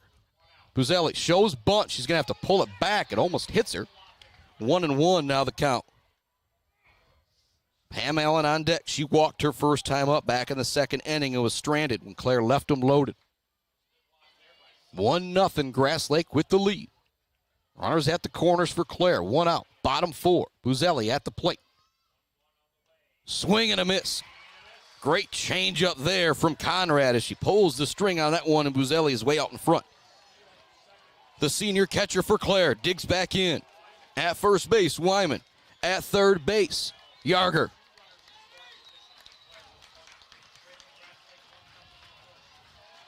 Here comes the pitch from Conrad. Buzelli shows bunt again. She gets it down. They fake the throw to first, look to get the out at home, and they get it. What a play. Collins with the play at third base. They get the runner trying to get out, going home. Buzelli will reach via fielder's choice, but what a play from Grass Lake in the field to get the out at home. It looked like Kennedy Collins from third base was content to throw to first, but then I think she realized she didn't see Yarger crossing her shoulder. She had time to go home. She flipped it to the catcher, Bree Saltz, and Saltz was able to make the tag. And it had to be a perfect flip from Collins to Saltz. It was. The score remains 1-0. Runners remain on the corners. Great base running from Wyman to move all the way up to third on that scenario. But the sophomore Pam Allen now steps in. She plays third base for the Lady Pioneers. At third is Wyman. First pitch is going to miss outside. What a play moments ago as they get Yarger, the lead runner, trying to go home. Kennedy Collins with the biggest play so far this game with that flip home. That one's going to get away from the catcher. Wyman is in. We are tied at 1 apiece. And that base running from Wyman going from first to third as Yarger got out. Think about how big that is. Speaking of base running, Buzelli's now at third. We are tied at 1 apiece in the bottom of the fourth inning as Clare evens things up. Kylie Wyman has now scored the first run in the semifinal and the first run here in the final. She's 2 for 2 on the day with a pair of bunt singles. That one's going to miss. 2-0 now the count to Pam Allen.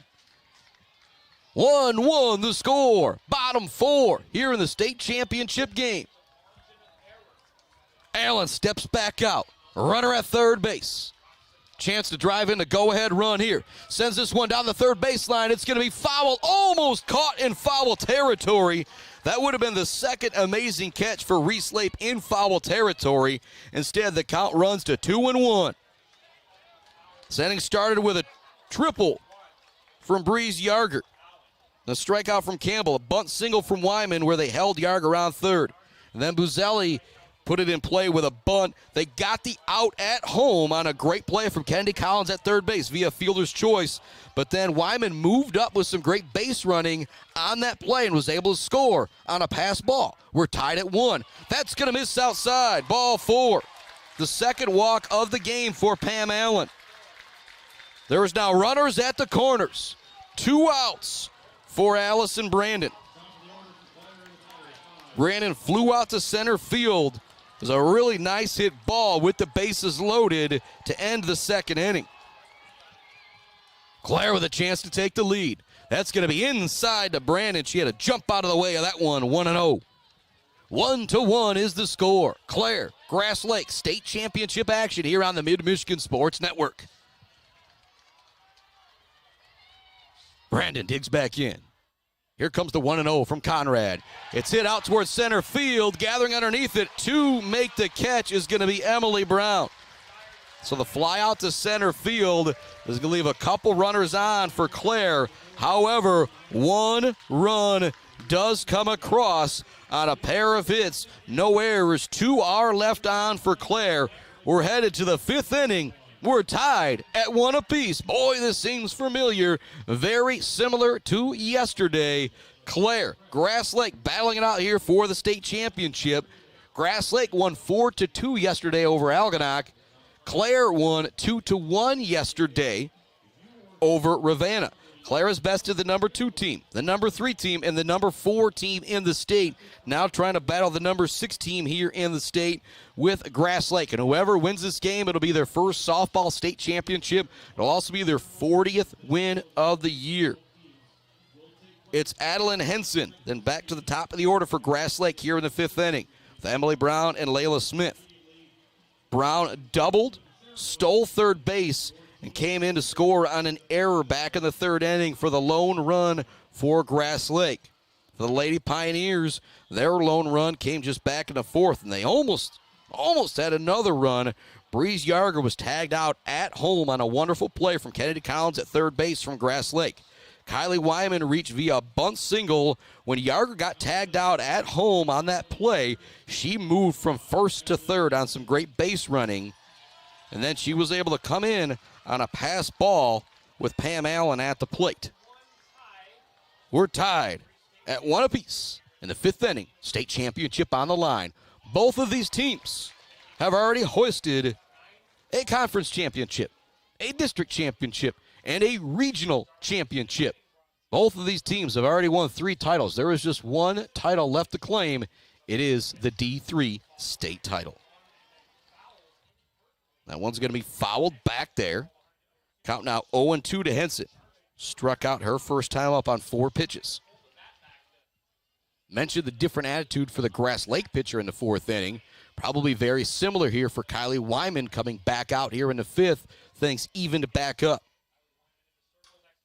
Wyman's going to send this one. It's going to be fouled down the 3rd baseline. Count will remain 0-2 to the number 9 hitter, Adeline Henson. Hermie said a lot this year about our local team. Same thing here. She's just pretty much another leadoff hitter. Henson on the year is a .406 batter with 48 runs scored. That is not your typical number 9 spot. On the year, Grass Lake, .456 batting average. Not an on-base percentage. That's their batting average. Here comes the 0-2. Just missing the outside corner is Wyman, 1-2. Emily Brown due up after this, then Layla Smith, Bree Saltz. Wyman looks towards the dugout, thinks she wants to change things up. Now has the next pitch from Coach Kelly, or who's ever given them to him from the dugout. Check swing there, it's just going to miss low. They will say that Henson held up as well. Pitch number 6 of the at-bat upcoming here for Adeline Henson. State championship action here with the Lady Pioneers of Clare and the Lady Warriors of Grass Lake. Check swing there, also going to be called a ball. Pitch number 7 of the at-bat upcoming here for Henson. Great job leading off the 5th inning. One thing to think about as these teams start to roll towards the evening, Clare is out there in the all-black. Grass Lake out there in the white with the pinstripes.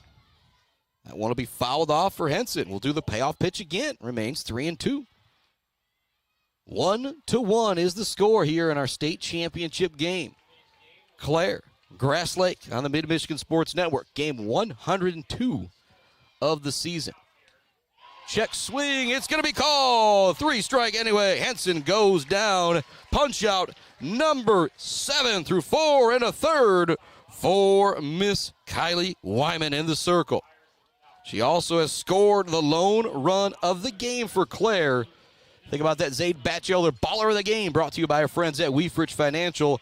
Kylie Wyman starting to try and pencil herself in here in this state championship. Shout out to Bryce Weefrich, sophomore from Clare, took 6th place in the golf state championships just a week or so ago. And a shout out to Chris Crockett from Shepherd, who won the D3 state championship. It's a pop out to left field. Emily Brown swinging at the first pitch. You're really happy about that if you are Clare, because she doubled the score, the lone run of the game back in the 3rd. That'll bring Layla Smith to the plate. 500 hitter, 59 runs scored. She's 0 for 2 on the day. She did reach base in the 1st inning and was stranded as she reached via error. Here comes the pitch from Wyman. Smith can't catch up with that one. 0-1 the count. Bree Saltz on deck. You'd love for her to come up, but nobody on, nobody out in the 6th inning if you're Clare. Wyman sends in the 0-1. That's going to miss outside. 1-1 now the count.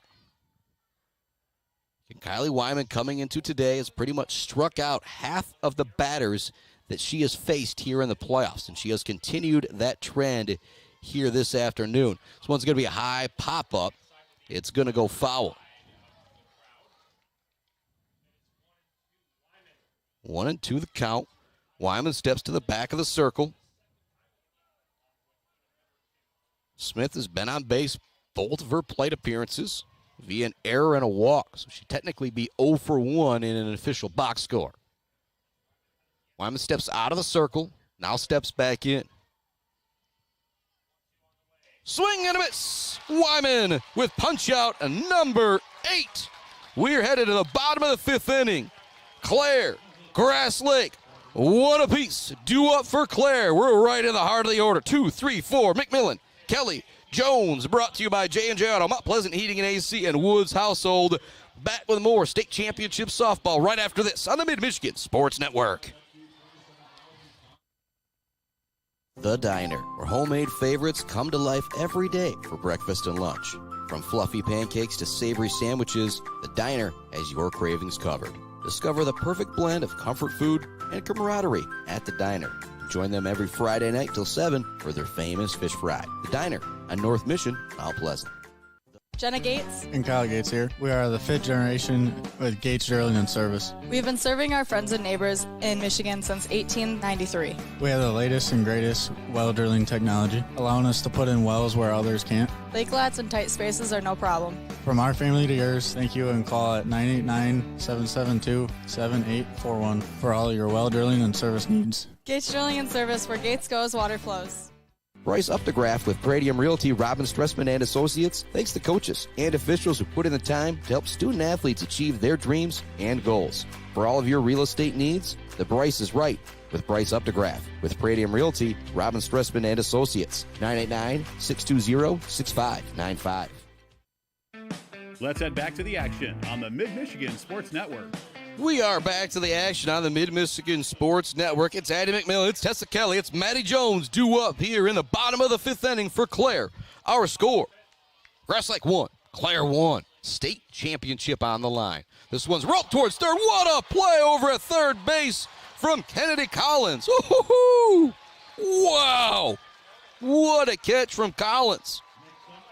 If I'm there with my reaction time, that one's hitting me in the gut, and I'm still down on the ground, and that is why you wear the face mask playing the infield in high school softball.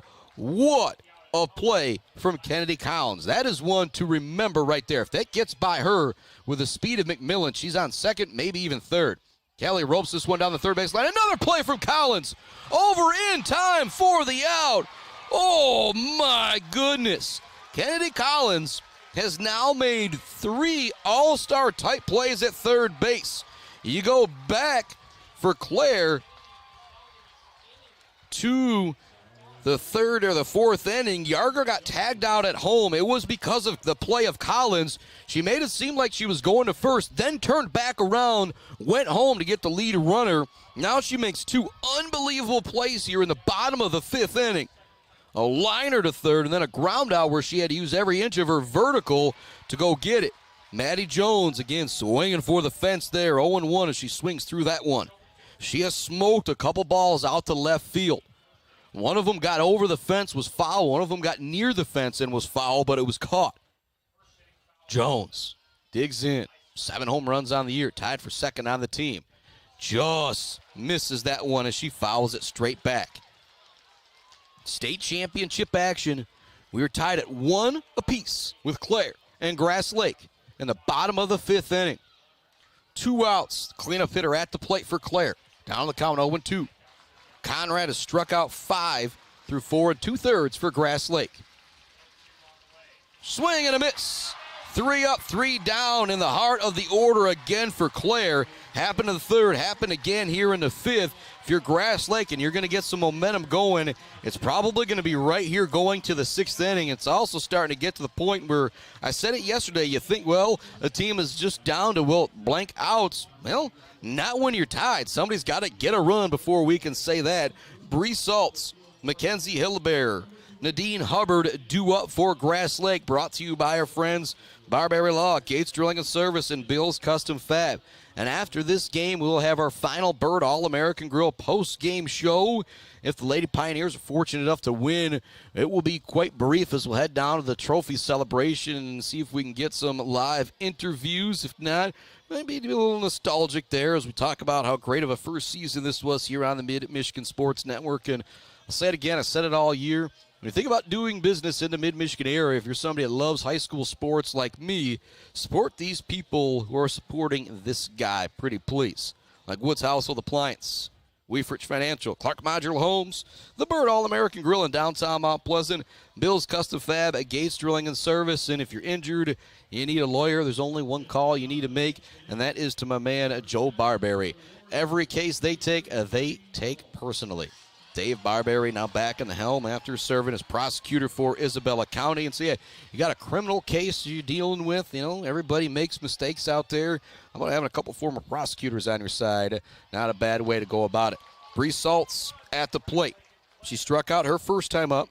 She reached via an error her second time up, and that error is where the lone run of the game for Grass Lake came in. That one over first strike, 0-1. Next one. Gonna miss low, 1-1 the count.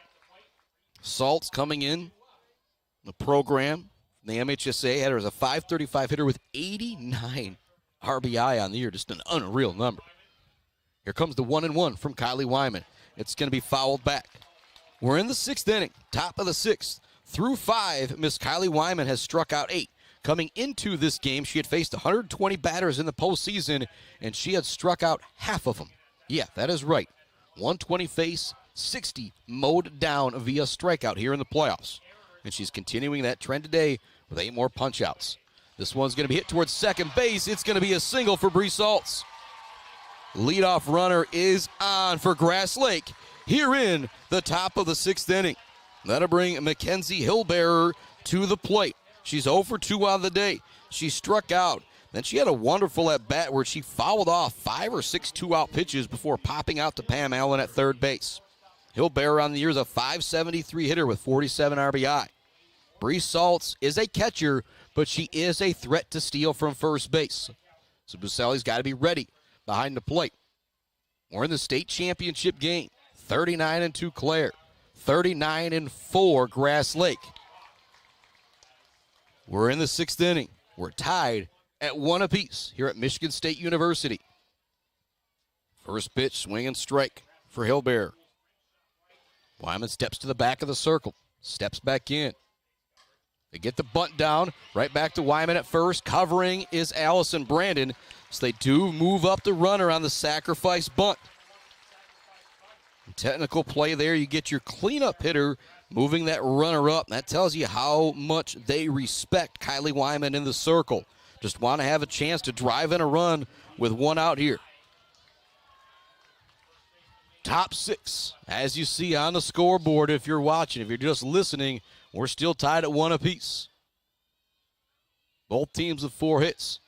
Clare's committed 3 errors. It did bring in the 1 lone run for Grass Lake.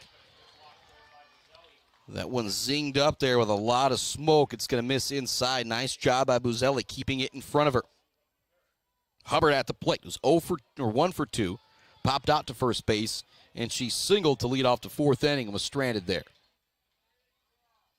Here comes the 1-0 from Kylie Wyman. That's going to be on the outside corner. 1-1 now to Hubbard. Morgan Conrad on deck. Again, these two pitchers, Kylie Wyman's 22-0 on the year. Morgan Campbell's 26-0 on the year. Something has got to give here in the state championship game. That one's going to be fouled off. Hubbard frustrated with herself. She tried to pull the bat back, but still stuck out there just a bit. She fouls that one off.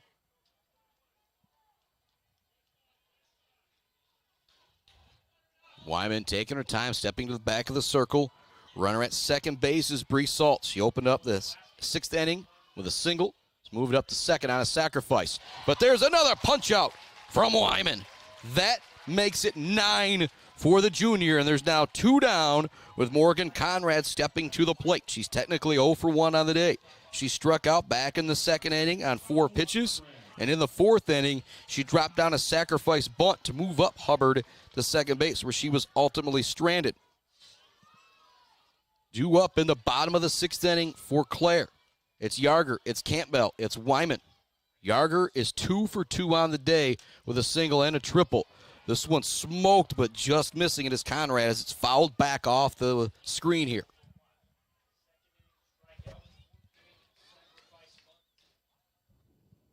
Conrad, big moment here for the junior pitcher facing her counterpart with a runner in scoring position at second base.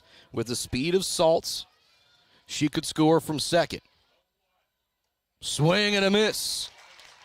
quickly down the count 0-2. Again, you don't want to move that runner up to third on a pass ball. But if you're Wyman here and you're going for the punch out, bouncing one up here wouldn't be detrimental as it only move that runner up to third instead of bringing him in home. 0-2 the count.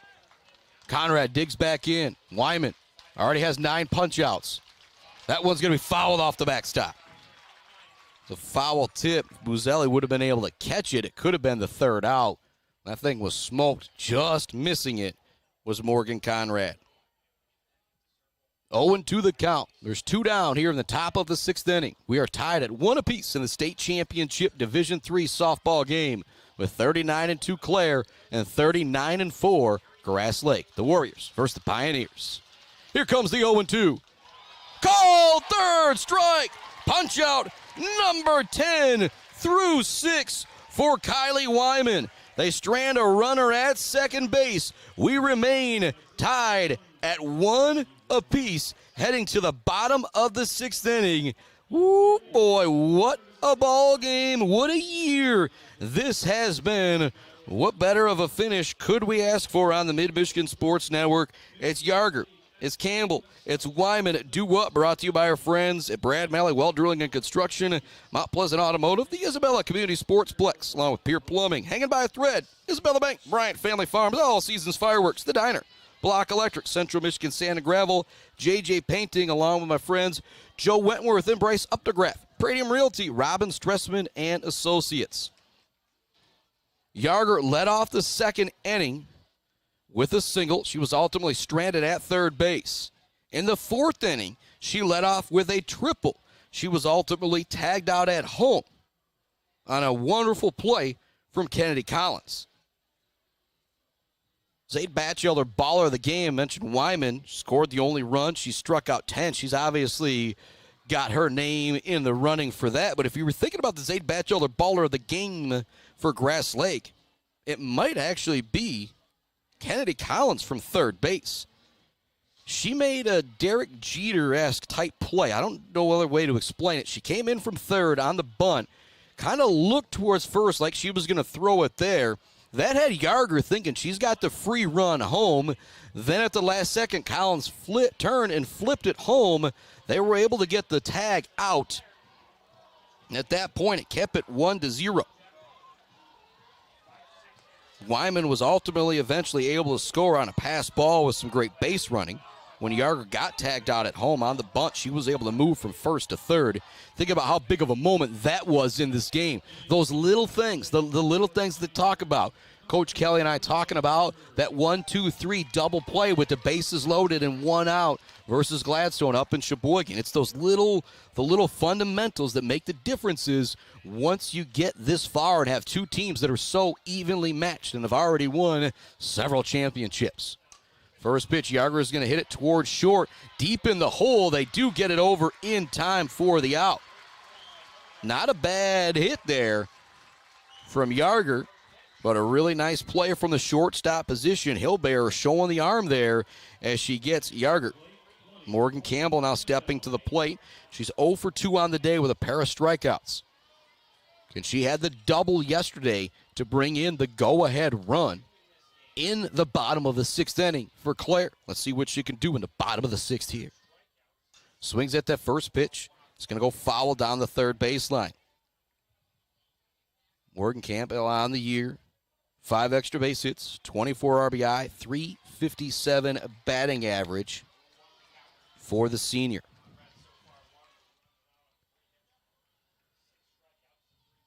Here comes the 0-1 from Conrad. Campbell swinging out, trying to get that one. It's now 0-2. Kylie Wyman on deck, who's 2 for 2 with 2 bunt singles. Stranded in the 2nd, scored the only run of the game for Clare in the 4th. Bottom 6, we're tied at 1 apiece. Campbell at the plate. He's going to pop this one up. We'll see if it'll get out of play. It will. Allow her to do the 0-2 again here. And Kylie Wyman on deck. Savannah Buzelli behind her. And Pam Allen hitting in the number 9 spot. There's 2 walks on the day. There's 2 strikes, 1 out here in the bottom of the 6th inning. Campbell at the plate. We're tied at 1 apiece in the state championship game. This one smoked down the third baseline. It's going to go off the official, off the glove of third base. It's going to be a single for Campbell. She smoked that one. It went off the glove of Collins and then actually hit the umpire. And so a one-out single for Campbell. Wyman now stepping to the plate. Kylie Wyman on the season leads the team with 8 home runs. She has got the pop in her bat. She doesn't just do it in the circle. She does it at the plate. 341 hitter, 4 extra base hits, 8 home runs, 31 RBI on the season for Kylie Wyman, who steps to the plate. 1 out, bottom of the 6th inning. Runner at first base is the senior, Morgan Campbell. The junior digs in on the right side, facing fellow junior pitcher, Morgan Conrad. Conrad sends in the first pitch of the at-bat. It's going to hit Wyman. It's going to hit her. Now runners at first and second, as Campbell moves up to second after Wyman was hit by the pitch. She's been on base all 3 times she's been at the plate. She's also struck out 10 through 6. And right now, Clare could do what they did to Ravenna yesterday, and that's get the go-ahead run here in the bottom of the 6th inning, which really changes things a whole lot for Grass Lake. Come out in the 7th inning, down to your final 3 outs. Sophia Buzelli comes in to run for her older sister, or actually she's coming in to run for Morgan Campbell. Get some more speed out there. Coach Cook heading out to the circle. Quick conversation with Conrad. Here we go. Runners at first and second for Clare. We're tied at 1 apiece. We're in the bottom of the 6th inning. Yeah, baby, the state title's on the line. Coming to you live from our Barberry Law Studios, built by Konwinski Construction. And a big shout out to our Clare supporters almost up north. Stitches for Britches. Woods Household Appliance. Up over also there, Pier Plumbing. Here we on everybody else as well, but actually in Clare, what I'm thinking of. Stepping in is Buzelli. First pitch from Conrad's going to miss outside, 1-0.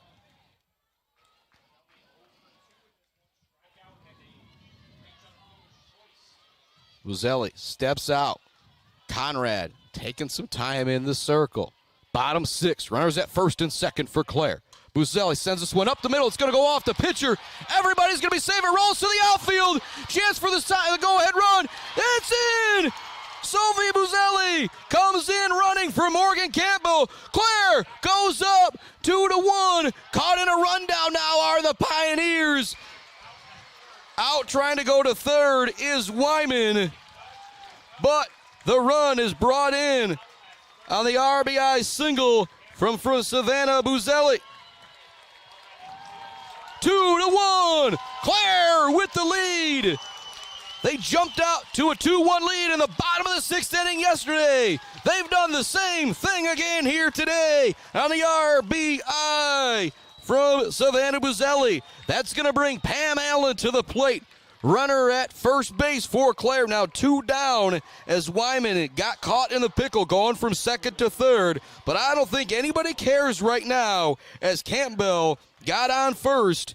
She got to second after Wyman was hit by a pitch. They brought in Sophia Buzelli to run for her, and you can see why. The ball just kind of went by third base. It went into the grass just a little bit. When Coach Kelly saw that, he sent the track star Buzelli home, and she showed why. She is one of the fastest girls in the state as she gets the go-ahead run here in the bottom of the 6th inning. Clare leads Grass Lake 2-1. 2 outs, bottom 6. Grass Lake down to their final 3 outs. It'll be 7, 8, 9 due up as well for Grass Lake. On the day, 7, 8, 9 is 0 for 6 with 5 strikeouts. Oh, baby. Runner at first is Buzelli. Actually, if they brought in another pinch runner for her, they do. It's going to be Mallory Louch in running for her. Or pardon me, Hadley Louch in running for her. Swinging at the first pitch is Allen. It's going to go foul. Allen has been on base both times she's been at the plate. But they've both come via walk. 2-1 the score. Glen Lake went up 1-0 in the bottom or the top of the 3rd. Clare was able to answer back in the bottom of the 4th inning. Some nice base running from Kylie Wyman. Here in the 6th, Campbell singled. They brought in Sophia Buzelli, the track star, to run for her. When she was on second base, Savannah Buzelli had a single that got just into the grass beyond third base and short, which allowed the speedy Sophia Buzelli to come in and score on the RBI from her sister. But shout out to Morgan Campbell as well for getting on base. 2-1 the score, 0-2 the count. Allen swings and misses. It's going to pop out of the glove of the catcher, and she's not going to be able to get it in time. Zipping down to first base is Pam Allen. And so, again, I don't know how to score that one, the strikeout single, but Pam Allen now been on base all 3 times she's been at the plate. Moving up to second is Hadley Louch running for Savannah Buzelli. That'll bring up Alyssa Brandon, who's technically 0 for 2 on the day. She walked back in the first inning and was stranded at third. She's flown out to center field a pair of times after that. It's actually going to be a pinch hitter coming in. Or actually, no, Allen's still at the plate. I must have said that was a foul tip there. Pardon me for having to re-catch up on things. But Allen back at the dish, continues to bat from the left side. She'll foul that one off. And so with the 0-2 count, that's now 2 foul tips. Runner remaining at first is Louch running for Buzelli, who just had the RBI single moments ago to bring in her sister for the go-ahead run, who is pinch running for Morgan Campbell. Allen takes that one, 1-2. Clare leads it, 2-1. The go-ahead run here in the bottom of the 6th inning, very similar to yesterday. Grass Lake going to come out of the 7th inning, having to score a run. With the bottom of the order coming up. Clare looking to win their first ever softball state championship. There's going to be a punch-out. Allen goes down on strikes. But one run comes across on 2 hits. No errors, 1 left on. Clare leads it, heading to the 7th inning, 2-1. Kylie Wyman has already struck out 10 through 6. It's Collins, it's Lape, it's Henson. They're 0 for 6 on the day with 4 strikeouts. The old Spockman math there was wrong. 0 for 6 on the day, 4 strikeouts, not 5 punch-outs, pardon me. Oh, boy. It all comes down to this. Collins, Late, Henson. If one of them get on, you're going to feel pretty good if you're Grass Lake turning it back to the top of the order in Emily Brown. And if I am Coach Kelly, gosh, it's tough. Brown with that 629 average, I think about maybe a walker if there's a runner on and 2 outs or something. But then you've got Smith and Saltz coming up after that. Want to really attack the bottom of the order here if you're Kylie Wyman. The Clare crowd coming to life. They can start to sense it here. Again, it'll be a quick Bird All-American Grill post-game show if these Lady Pioneers hang on to win, as I'll be headed over. Well, I guess they'll be able to stay here as this is the last game of the day for all the pictures, but we'll head down to do some stuff live on the phone from Facebook. Clare just 3 outs away from their first ever softball state championship. Wyman has struck out 10 through 6. At the plate is Collins. She's 0 for 2 on the day with a strikeout and a pop-out to the pitcher. She has been dynamite at third base for Grass Lake. First pitch is going to miss, 1-0.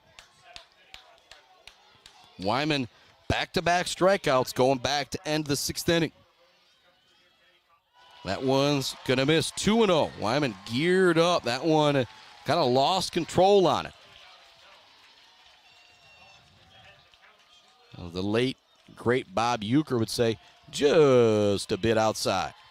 Coach Kelly walking out to the circle now. Wants to take a moment to tell his team, this is it. Let's go, baby. In the circle, it's Wyman behind the plate. Savannah Buzelli at first base. Morgan Campbell at second base. Alyssa Brandon at short. Tessa Kelly at third. Pam Allen out in left field. Maddie Jones in center field. Addie McMillan in right field. Olivia Forsberg. It's 2-1 Clare. We're in the top of the 7th inning. Grass Lake down to their final 3 outs. Their number 7 hitter at the plate, ahead in the count, 2-0.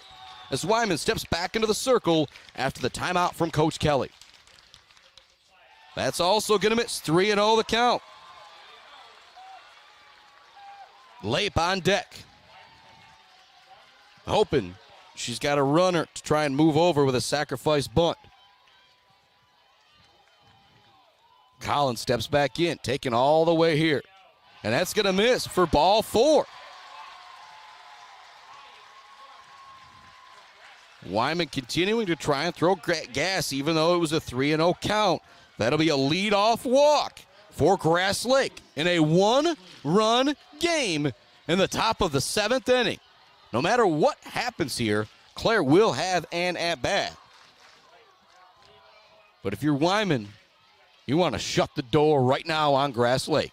2-1 our score. Top 7, runner at first base, nobody out. That one's going to hit the outside corner for a strike to Reese Lape.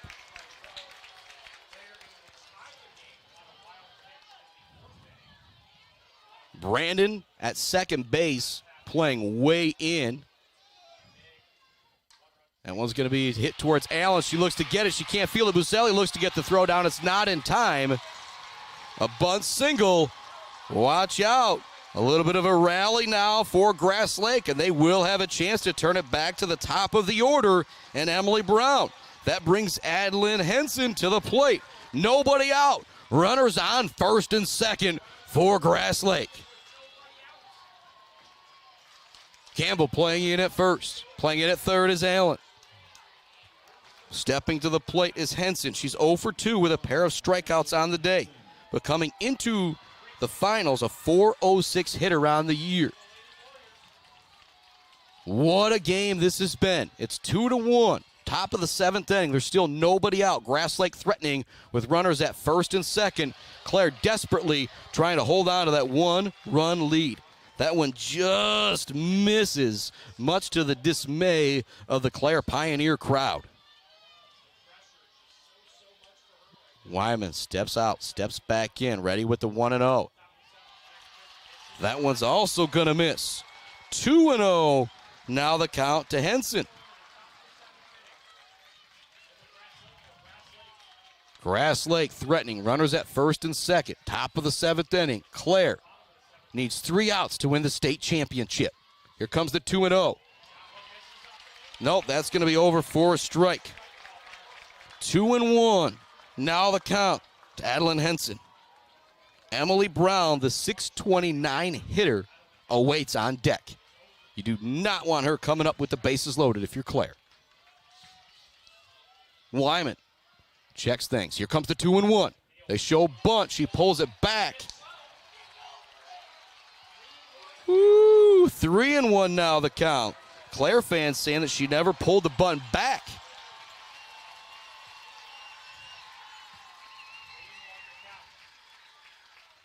Now an appeal down the third baseline to see if she did pull it back, and they will say that she did. Count will remain 3-1. Nice job by the umpires there.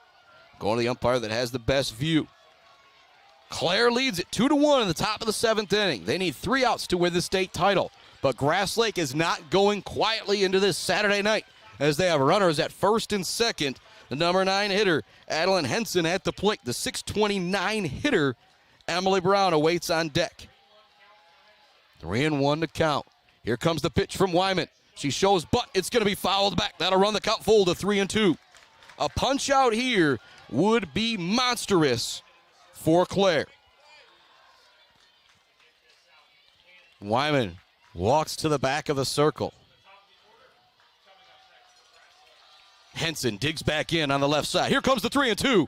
Fouled back. Pitch number 7 of the at-bat upcoming for Adeline Henson. Runners at first and second for Grass Lake. There's nobody out in the top of the 7th inning. Clare hanging on to a 2-1 lead. 3 outs away from the state title. Here comes the next pitch. It's going to miss for ball 4. That's going to load the bases for the superstar center fielder, Emily Brown. Clare still leads it 2-1, but now momentum starting to shift towards Grass Lake as there's nobody out. Bases loaded. And you've got a 6-2 629 hitter at the plate. And I'm talking a 629 batting average. That is not her on-base percentage, which I'm sure is well over 700 on the season. She's 1 for 3 on the day. Ground out to the pitcher in the first. She doubled, stole third, and scored in the third. She popped out to left field in the fifth. Timeout on the field as Coach Kelly's back out there to talk with his youngsters. Again, Clare, no matter what, will have an opportunity to come to the plate, and it'll be 1, 2, 3 at the top of the order for Clare. So even if you're Grass Lake, if you tie this game, even if you get a 1-run lead, you're probably not going to feel safe if you're Coach Cook. Both of these teams playing in the state final for the first time ever. What a battle it's been with 39-2 Clare and 39-4 Grass Lake. The Lady Pioneers lead it here in the top of the 7th inning, 3 outs away from the state title, but the bases are now full of Lady Warriors with the top of the order, the 629 hitter Emily Brown at the plate. And there is nobody out. Wyman, first pitch is going to be over for a strike as she turns up the heat. Brown can't catch up with it. It was a full count to Henson before she drew the walk. It's a 4-pitch walk to Collins and a bunt single from late. That one's going to be a strike again. 0-2 now the count to Brown. Again, a 629 hitter at the plate, batting from the left side. Bases loaded, nobody out, top 7. Wyman has already struck out 10, looking for 11. Check swing, but it'll be low in the zone, 1-2. Problem if you're Clare, Layla Smith due up next. She's a 500 hitter. Behind her, Bree Saltz, who's a 535 hitter. A wonderful job from Collins, Lape, and Henson to turn the bottom of the order back around for Grass Lake to give them a chance to tie this game or take the lead in the top of the 7th inning. State title on the line, 1-2 count for Wyman. She winds and deals. It's going to be hit towards second. Brandon looks to get the throw home. It won't be in time for the force out. RBI single for Emily Brown. Coming in to score is Kennedy Collins, and there's still nobody out for Grass Lake. Things have turned on a dime here. Clare got the 2-1 lead in the bottom of the 6th inning. Then coming out here in the top of the 7th, it was a walk, a bunt single, a walk, and now an RBI single. We're tied at 2 apiece. And there's still nobody out with the 500 hitter, Layla Smith, at the plate. First pitch is going to be outside. And after Smith, it's Saltz, who has 89 RBI on the season. What a battle back here from Grass Lake. You give up the go-ahead run in the bottom of the 6th. Now you're able to tie it up here in the top of the 7th. Next one's going to miss. 2-0 the count to Layla Smith. Again, Clare is out there in the all black. You start to think about the heat getting tired. It is warm here at Sekia Stadium. We're tied at 2 apiece in the top of the 7th inning. The bases are loaded for Grass Lake, the number 2 hitter at the plate. That's 500 on the year. She's up in the count, 2-0. Bree Saltz awaits on deck, who's a 535 hitter. Behind her, Mackenzie Hilbear, a 573 hitter for Grass Lake. Kylie Wyman struck out 10 through 6, but now running into trouble here in the 7th. Give all the credit in the world for Grass Lake. It was 7, 8, 9 coming up. It was a combined 0 for 6.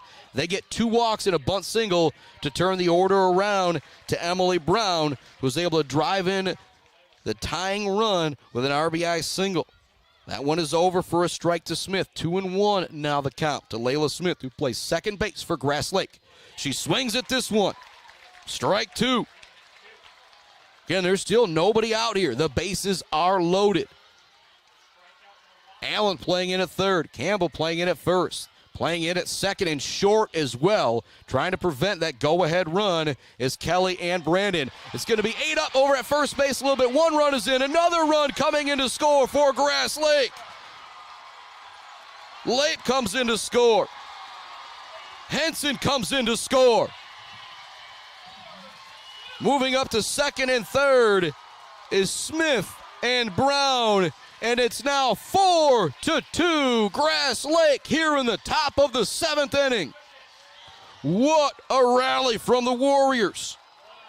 There is still nobody out. Another error ruled against Clare as well on that one, their 4th of the ball game. I said it in the pregame. A lot of times you get to these championship games, it comes down to that last number on the scoreboard. You see the 0 up there for Grass Lake. You see the 4 for Clare. That'll now bring Bree Saltz to the plate. Runners at second and third for the number 3 hitter. 89 RBI on the year.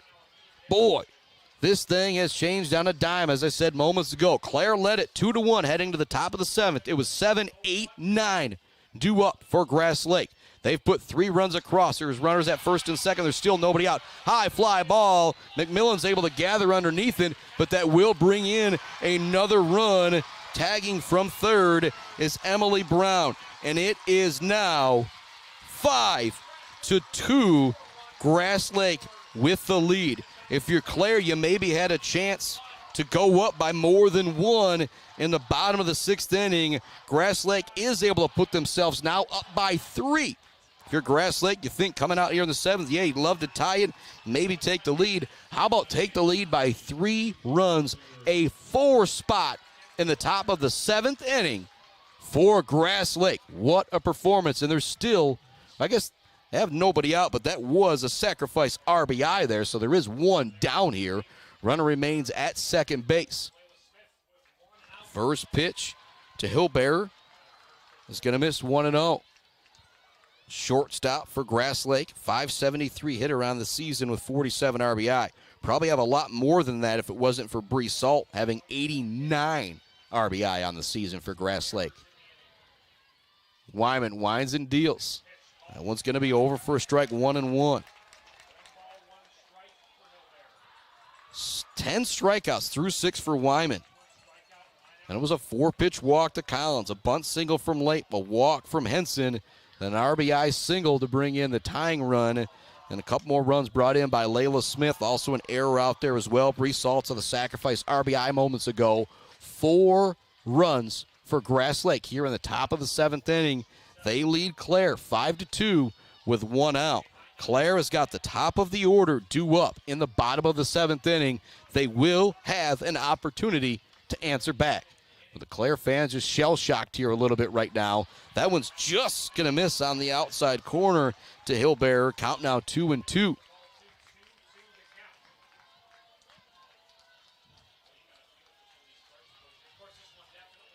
Wyman steps back into the circle. Here comes the 2-2. It's going to be fouled off the backstop. Again, if you're Clare, still just 1 out and a runner at second base. This threat is not over from Grass Lake as they've been able to open things up here in inning number 7. Grass Lake had 1 in the 3rd, and Clare answered back with 1 in the 4th, took the lead in the bottom of the 6th inning. Grass Lake down to their final 3 outs, and boy, have they responded. That one's going to miss inside. 3-2 now the count to Hillbearer. Nadine Hubbard on deck, who's 1 for 3 on the day. Hillbearer at the plate is 0 for 2. She also has a sacrifice bunt. 5-2 the score. Clare's going to have to power up the bats in the bottom of the 7th inning. That one's going to be fouled down the first baseline. We'll do the payoff pitch again with Mackenzie Hillbearer.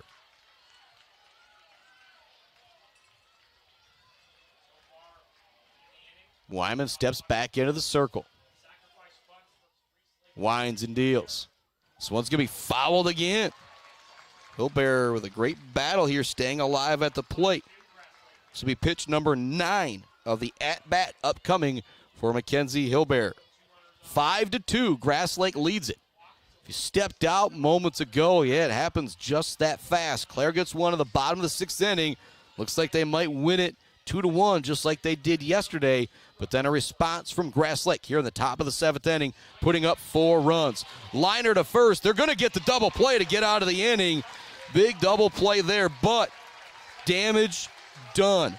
4 runs come across for Grass Lake. And as I look, you had the bunt single, pair of walks, RBI single, and sacrifice RBI. Then the error allowing Layla Smith to reach and to bring in a couple runs as well. We're headed to the bottom of the 7th inning.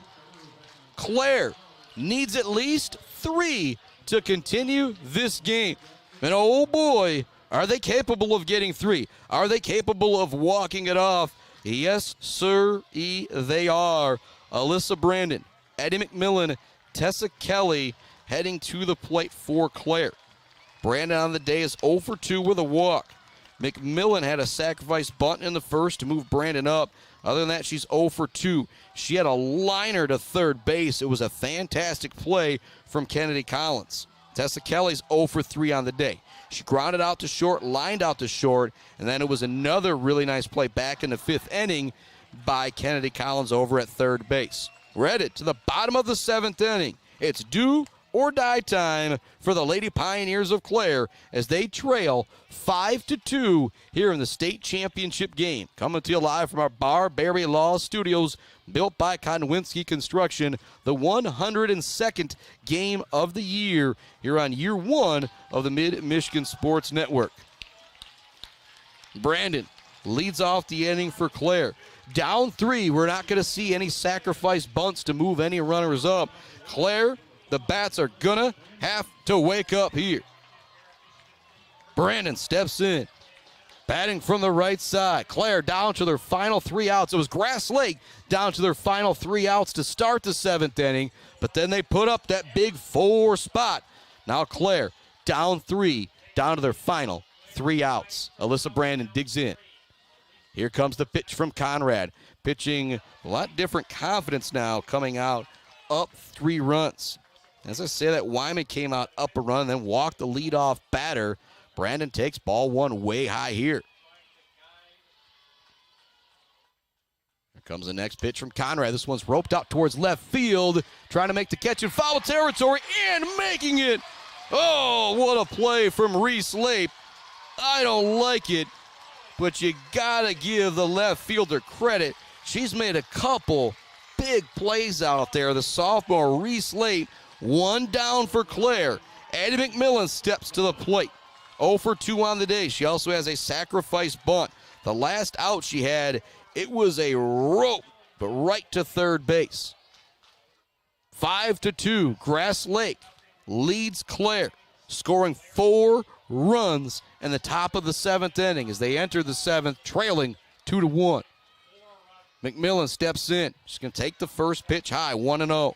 Tessa Kelly on deck.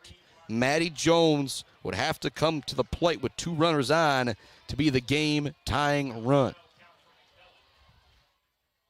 Here comes the 1-0 from Conrad. That one's going to bounce up there. 2-0 to McMillan.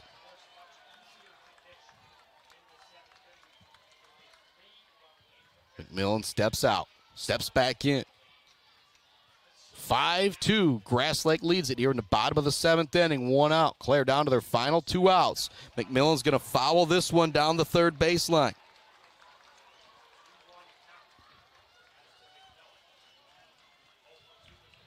What a difference an inning makes. We were tied at 1, heading to the bottom of the 6th inning. Clare gets one across. Grass Lake comes out down to their final 3 outs, but boy, do they respond, putting up that 4 spot. That one's going to stay high, won't break back over for Conrad. Count now 3-1. The Clare fans still here in full force, hoping, praying they get something to cheer about here in inning number 7. 5-2 the score. McMillan digs back in. Senior center fielder is going to hit this one out towards short. It's going to get down for a base hit. It will get by the left fielder. With the speed of McMillan, she's going to at least be at third base. She will be held up there. A triple for Addie McMillan with 1 out. Here in the bottom of the 7th, Clare trails by 4. Tessa Kelly now steps to the plate. 0 for 3 on the day. She had a couple liners. We just hit at somebody. 1 to short, back in the 3rd. And then it was a really nice play from Kennedy Collins at 3rd to get Kelly in the 5th inning. Runner at 3rd is Addie McMillan. 1 out, bottom 7. The Pioneers need a 3 spot at least here to keep this game going, a 4 spot to walk it off, which they are very, very capable of doing. Kelly steps in. Comes the pitch. That's going to bounce up there. Nice job behind the plate, keeping that in front of her from Bree Saltz. So you want to score on that pass ball, but dangerous to do it. You don't want to get tagged out at home if you're McMillan. You got to be careful. Kelly was ready to unload on that one, but the changeup stays out of the zone. 2-0 now the count to Tessa Kelly. Maddie Jones on deck. It is a 3-run game. Clare down to their final 2 outs with the runner at third base. Here comes the pitch to Kelly. She's going to rope it up the middle for a base hit. Into score is McMillan. At first is Kelly. Maddie Jones now steps to the plate. The game-tying run for Clare. 1 out. Bottom 7, and the Pioneer fans are back awake after that run. 5-3 the score here in the state championship game in the bottom of the 7th inning. Drama. And again, Jones has just missed a couple home runs down the left field line. Here we go. She swings at the first pitch. Nice change up there from Conrad. Breeze Yarger on deck. She's been the best hitter of the game. Weber Brothers Sawmill timber the game with Yarger 2 for 3 on the day, a single and a triple. Here comes the pitch. It's sent down the third baseline. It's fair! Kelly rounds second. Heads in towards home. The ball's going to bounce away. It's going to be a force out at third. It's going to be a close play. She's going to be in safely. Or actually, I think they're going to say, I'm waiting to see what happened here. They're going to say it was bobbled, but Kelly did come in to score. On third is Jones. We're going to wait to see what the call is here. It is 5-4. Will the tying run be at third base for Clare with Maddie Jones's triple? All the umpires are together. This is going to be a huge call. It looked like it was bobbled at third base for Kennedy Collins, but Jones was a little late coming in. We're waiting to see the call, and they are going to call her out. A really tough call there for Clare, and Coach Kelly saying, I think another umpire had a better view of it, but the bases are now going to be empty. The score is 5-4. Or I'm waiting for that other run to get put up there. Kelly came in to score.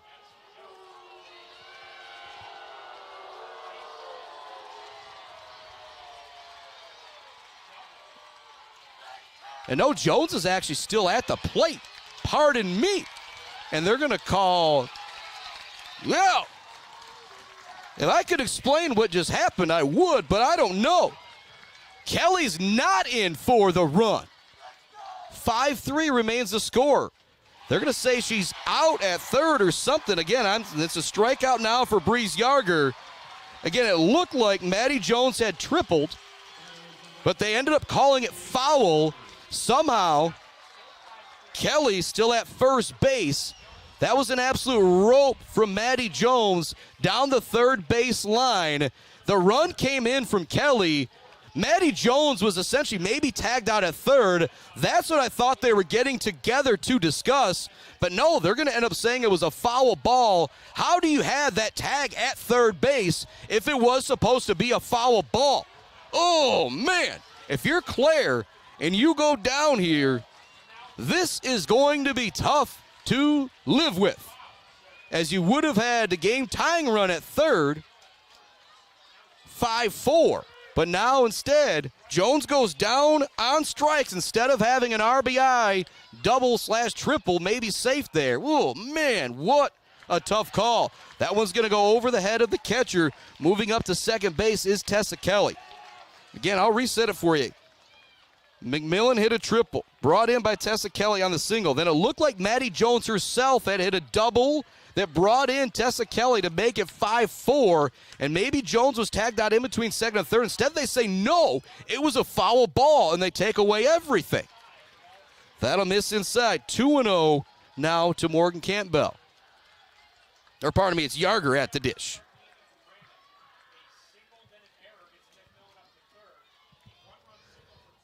Oh, my goodness. What a game. This one's going to get away from the catcher as well, which will allow Kelly to scamper up to third base. And again, Maddie Jones, it looked like she had the triple to make it a one-run game, and she would have been at third base with one out. Instead, here we are, 5-3, 3-0 count to Yarger. 2 outs, bottom 7. Here comes the 3-0 to Yarger. She's taken all the way. It's going to be over for a strike.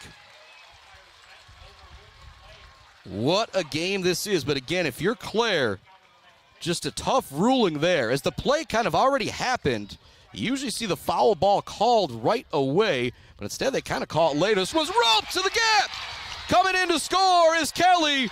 Rounding first, heading into second is Breeze Yarger. The game tying run is at second base. And then again, you think about, oh man, was that a triple from Maddie Jones? But it's an RBI double. Yarger now 3 for 4 on the day. Weber Brothers Sawmill Timber of the game. Mumford Oil and Gas Supply. Gates Drilling and Service Drive of the game. It's 5-4, bottom 7, as Clare has now answered back themselves with 2 runs in the bottom of the 7th. A runner at second base is Breeze Yarger as Morgan Campbell steps to the plate. She's 1 for 3 on the day. She singled in the 6th inning. They brought in Sophia Buzelli to run for her, who came in to score at that point what was the go-ahead run. Kylie Wyman is on deck. She's 2 for 2 on the day. Couple butt singles, and she's also bet on via hit by pitch. Swinging at the first pitch is Campbell. It's going to get through. Will they send her in? They're going to hold Yarger at third. Runners at the corners for Clare. Wyman stepping to the plate. Oh, boy, what a game this has been.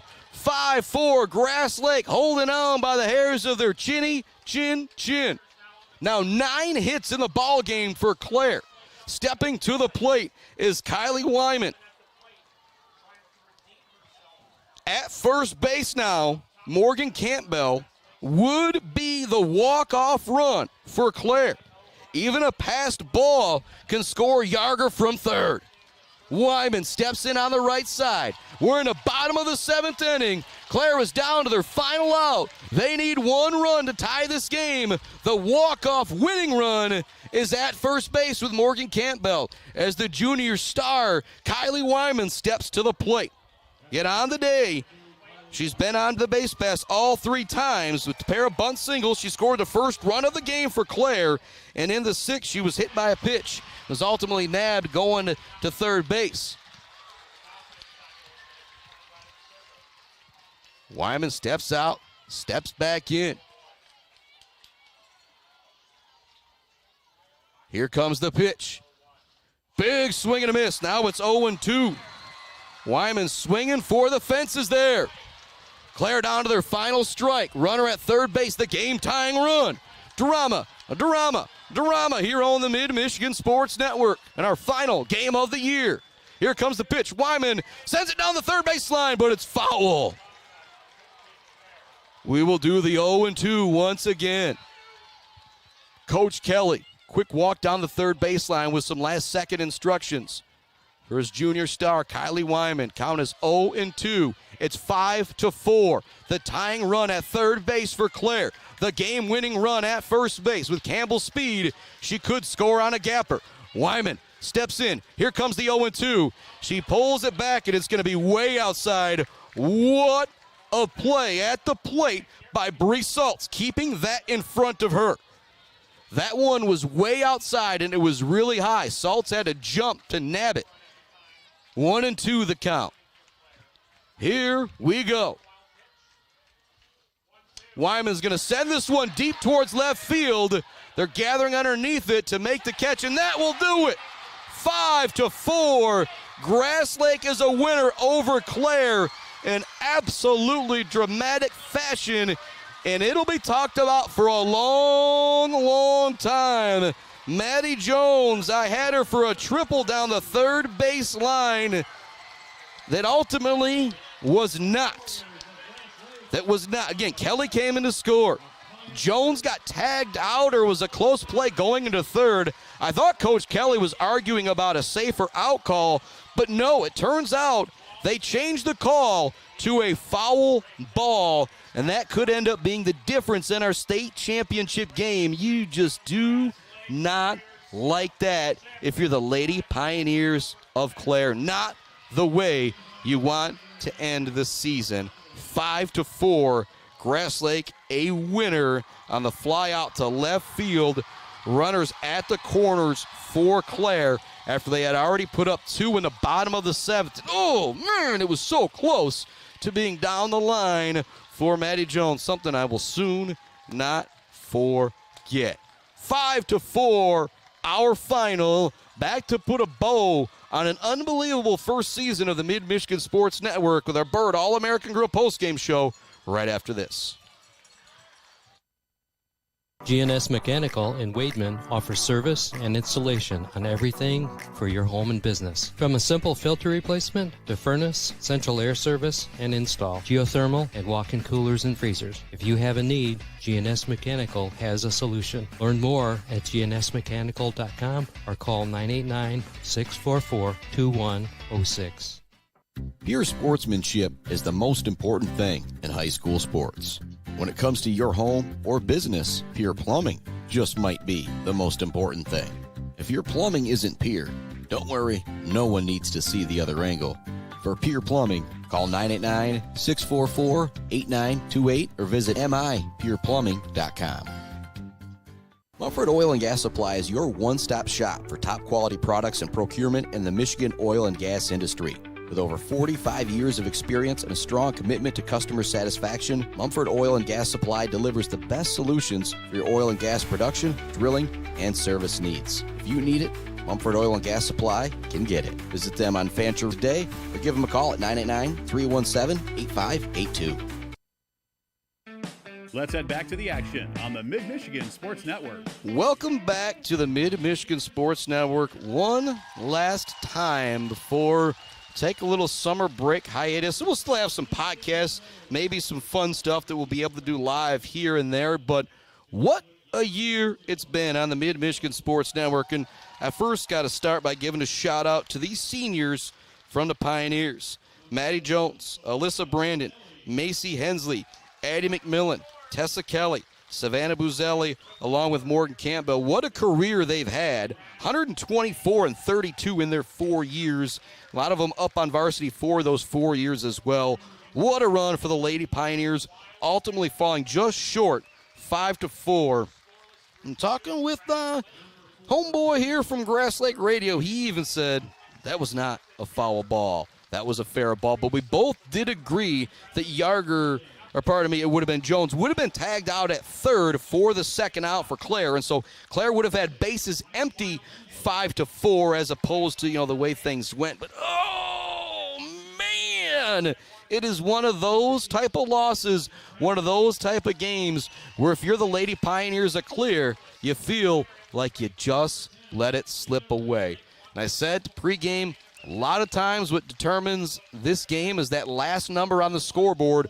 4 errors for Clare do come back to haunt them a bit. But from football season and Beale City winning the state title, basketball season and Sacred Heart Academy, Beale City, Clare, all making it to the regionals, and a softball and baseball season where the last several games that I did, wow, the games that they have been. Take the 12-inning thriller as Sacred Heart Academy fell to Portland St. Pat's. I think that one might have been 5-4, too, as they all blur together. That was the regional final game, or final baseball game. Then we joined these Clare girls going up to the state quarterfinal in Sheboygan, where they bested Gladstone 1-0. Then we come here yesterday for the state semifinal game. They beat Ravenna 2-1 here today, falling 5-4. So a whole bunch of one-run games to wrap things up here on the Mid-Michigan Sports Network. And I'm going to say it one more time. This summer when you think about doing business in the Mid-Michigan area, think about supporting these folks who made it possible for me to bring you 102 games and about 80 podcasts in the first year of the Mid-Michigan Sports Network. 181 days in the school year? We pretty much hit that number with our podcasts, with our content, games, and all that stuff. And so super proud of that and super proud of all these sponsors. And I'm about ready to run through the laundry list here. Barberry Law, Gates Drilling and Service, Bill's Custom Fab, The Bird All-American Grill, Clark Modular Homes, Weefrich Financial, Woods Household Appliance. Those are the title sponsors that you see there up on the screen the whole game. They have been big supporters of what I do here. If it wasn't for people like them, it'd be tough for me to make that trip up to Iron Mountain, make that trip to Sheboygan. People like that make it possible for me to bring you any game, anywhere. Much love also going out to J&J Auto, Mount Pleasant Heating and AC, Conwinski Construction, Weber Brothers Sawmill, Mumford Oil and Gas Supply, ENS Graphics, GNS Mechanical, along with Bryce Updegraff, Joe Wentworth, Braden Realty, Robin Stressman and Associates, Pier Plumbing, Hanging by a Thread, Isabella Bank, Bryant Family Farms, All Seasons Fireworks, The Diner, Block Electric, Central Michigan Sand and Gravel, along with Jared and Jim from JJ Painting and Martinez Lawn Care. Again, 102 games that we've been able to bring you this year. Wish we would have saw more state championships, but we saw the Beal City boys take home their state title. If you haven't seen the Beal City state title documentary, go check that out on the Mid-Michigan Sports Network YouTube channel. And more things going on. Brad Malley, Well Drilling and Construction, Mount Pleasant Automotive, the Isabella Community Sportsplex, Barry Funeral Home, Mid-Michigan Industries, a Boomer's Lawn Care, Doozy's Ice Cream Place, Rick's Food Center, your Clare Pioneer Gear Headquarters, almost up north in Stitches for Britches, Schaefer's Bait and Sporting Goods, Gross Farms, Brad Gross Electric, Bogwai, Banga and Bradley, WW Construction, the Fisher Companies, along with Kenneth Egger, DDS. Yeah, we talked about Mumford Oil and Gas Supply, Gates Drilling and Service, Weber Brothers Sawmill, Timber of the Game. Breeze Yarger goes 3 for 4, a triple, a double, and a single. Morgan Campbell goes 2 for 4 with a pair of singles. But it's got to be Miss Breeze Yarger going 3 for 4. But our Zaid Batchelder baller of the game still goes to Miss Kylie Wyman. She struck out 10 through 6. Give credit to Grass Lake. The Bats woke up in inning number 7 to put up a 4 spot. Clare battled right back and maybe one close controversial call from being able to tie this game or maybe win it in the bottom of the 7th.